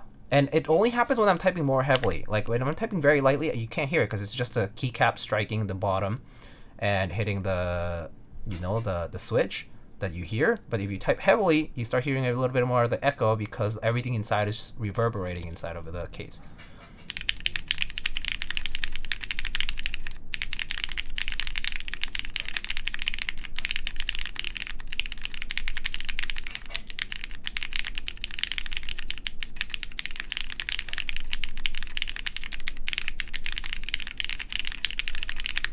Would polyfill help prevent that? For sure, yes. I think filling the space inside of the case, whether you can put a shelf liner, I could put a piece of shelf liner right now, and it would probably help that a lot.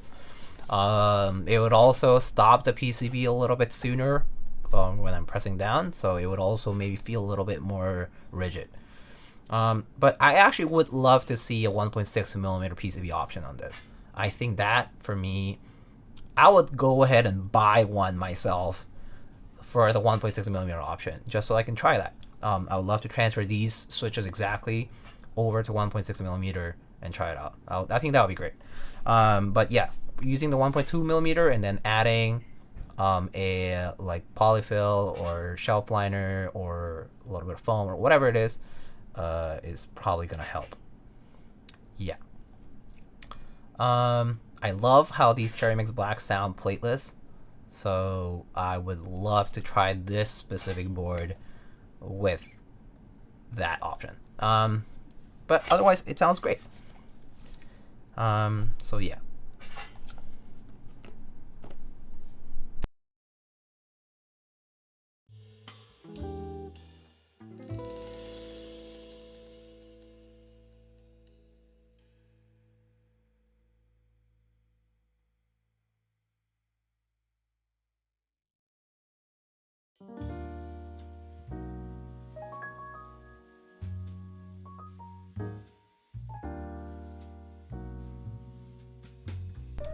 Sorry, so I was muted, but yes. So I'm gonna show off the board a little bit more because I didn't get the chance to do that earlier in the stream.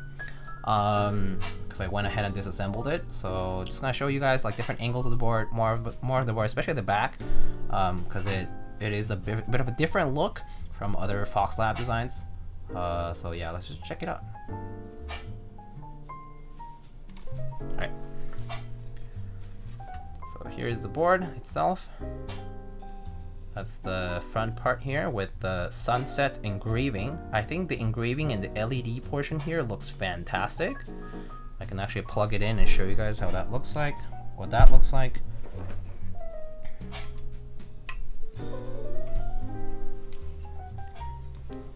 And so there it is, the LED with the engraving. Right now it's on the cycling RGB, but you can change that. You know, you can set it to fixed colors, however you want.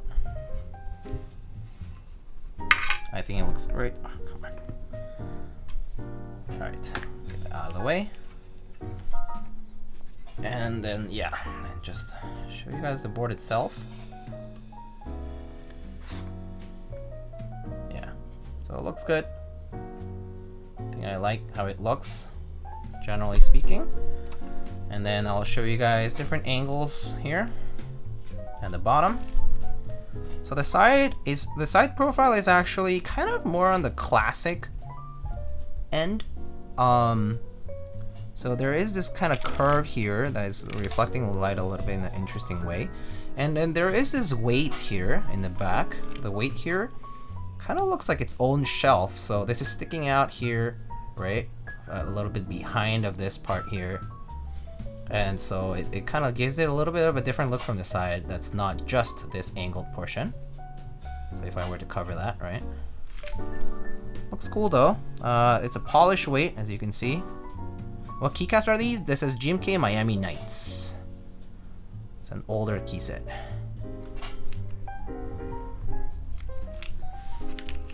And then here is the back. Just gonna wipe it. Here's the back of the board. It's a centered USB port, and it does have like this kind of attachment, kind of similar to the Matrix tags on the back, where it kind of has this like bar that goes around. But this is a polished weight. I do think it would look cool even with a stainless steel that's brushed or even sandblasted. Polish looks cool, but I personally am not a huge fan of polish because it, first of all, it shows the machining marks, and it also will show defects more easily, like, you know, if you make it dirty or anything like that. So it's okay. Personal preference though is not polished, but it's okay. The inside profile, and then the bottom portion here.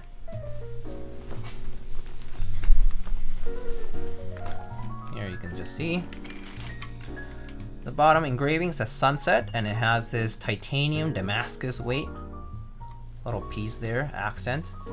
It says sunset. I do think the engraving could be a little bit more noticeable. Maybe an infill would look really good on this, right? But the bottom looks clean. I like this curved like bump on. Looks nice, although I'm not sure how much this will actually support the weight of the board, the bump on. But I think it still probably would help it not skid on the desk. So yeah. And the front part here, the caps sink in nicely, so there's no gaps that show. Even with like with GMK keycaps, like a lot less, but even with CRP, I think this would not show like a gap. So they sink in nicely and looks pretty good. Yeah, but I think the main feature of the board is definitely this little engraving here, the Damascus weight in the back, and the fact that you can build this completely plateless. So yeah, this kind of is like, you know, kind of like the 7B had the PCB mounted and then gasketed. So that's kind of like the idea of this board. So yeah. Okay. So yeah, I can show you a different angle here if you want. Of the board. This here, different angle. The board here.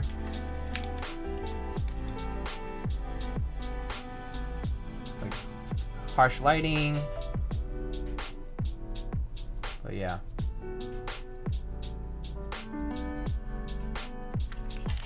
So yeah, just to kind of show you what it looks like.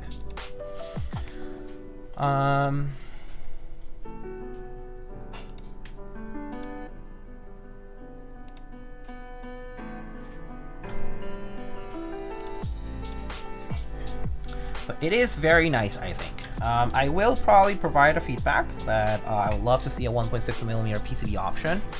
I would also love to see, I mean, I'm not sure if, let me actually check the interest check right now. We can open the interest check to register the build command. And I am thinking they also will have plate foam, which I didn't get.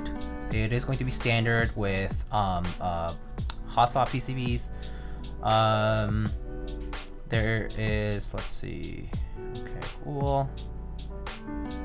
Alignment bar, pawn strips, RGB, PC positioning plate standard with hot swap PCB. Yeah, I would love to see a 1.6mm PCB option. Overall, I think that's the main thing. I think having like an optional plate, like the one they're providing with the hot swap, if they have those as add-ons, that'll be nice. I think that'll be good.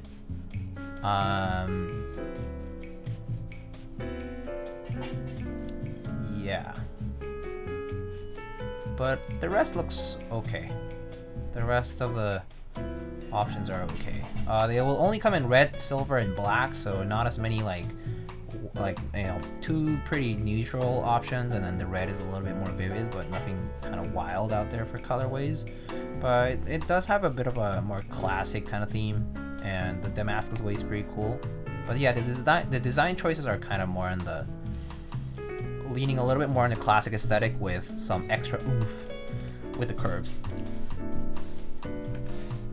Yeah.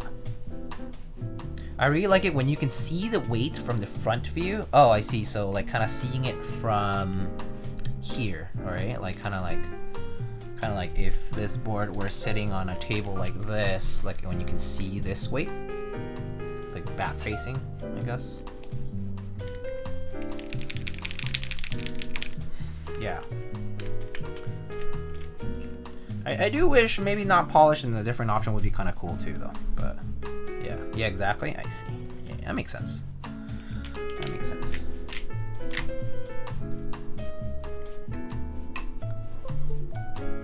But yeah, definitely a bit of resonance in the case, and I would love to try slightly different options. But it does sound really good. I think I'm gonna try it out for a few days and see how I feel about it.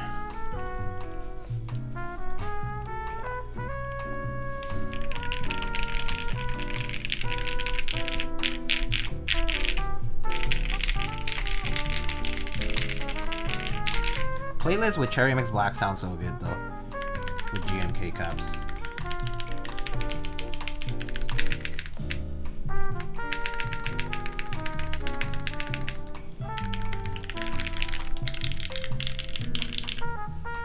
Yeah.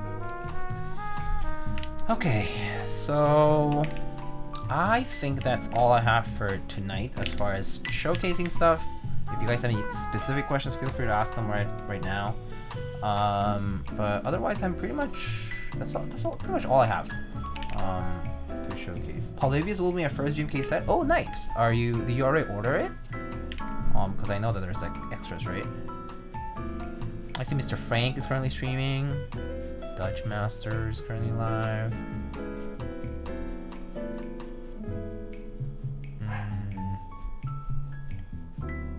I see Mr. Yuri.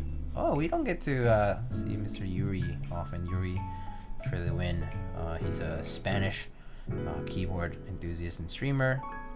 Mostly streams in Spanish, but he also does speak English pretty well, so you can also give him a raid as well. Okay, roly. What's a good green keycap set? There's GMK Dandy, someone mentioned. GMK Camping is really good. GMK Botanical. Nuclear Data. There's a bunch. There's a lot of green sets now. I guess if you like maybe like Triumph Ailer Royal Alpha, it's kind of a rarer to see that set, but it is out there. What else is green? There's others, I'm pretty sure. I'm just like spacing out about it right now. Olive, GMK Olive's kind of green. Yeah.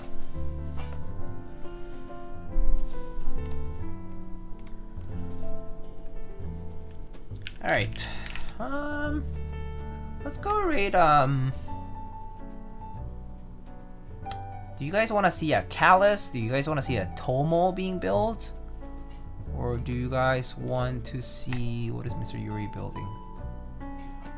And then I think he's building some kind of TKL. I'm not sure which one it is. DCS Vert. Oh yeah, there was that for sure. Thank you for the suggestion, no problem. But if you guys don't have a specific person that we should raid, we can just go ahead and raid Mr. Dutch Master. Why not? Alright.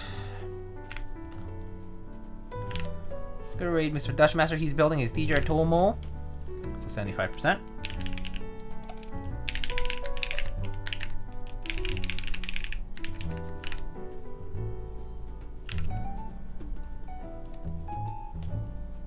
What switches are these? Cherry Mix Blacks.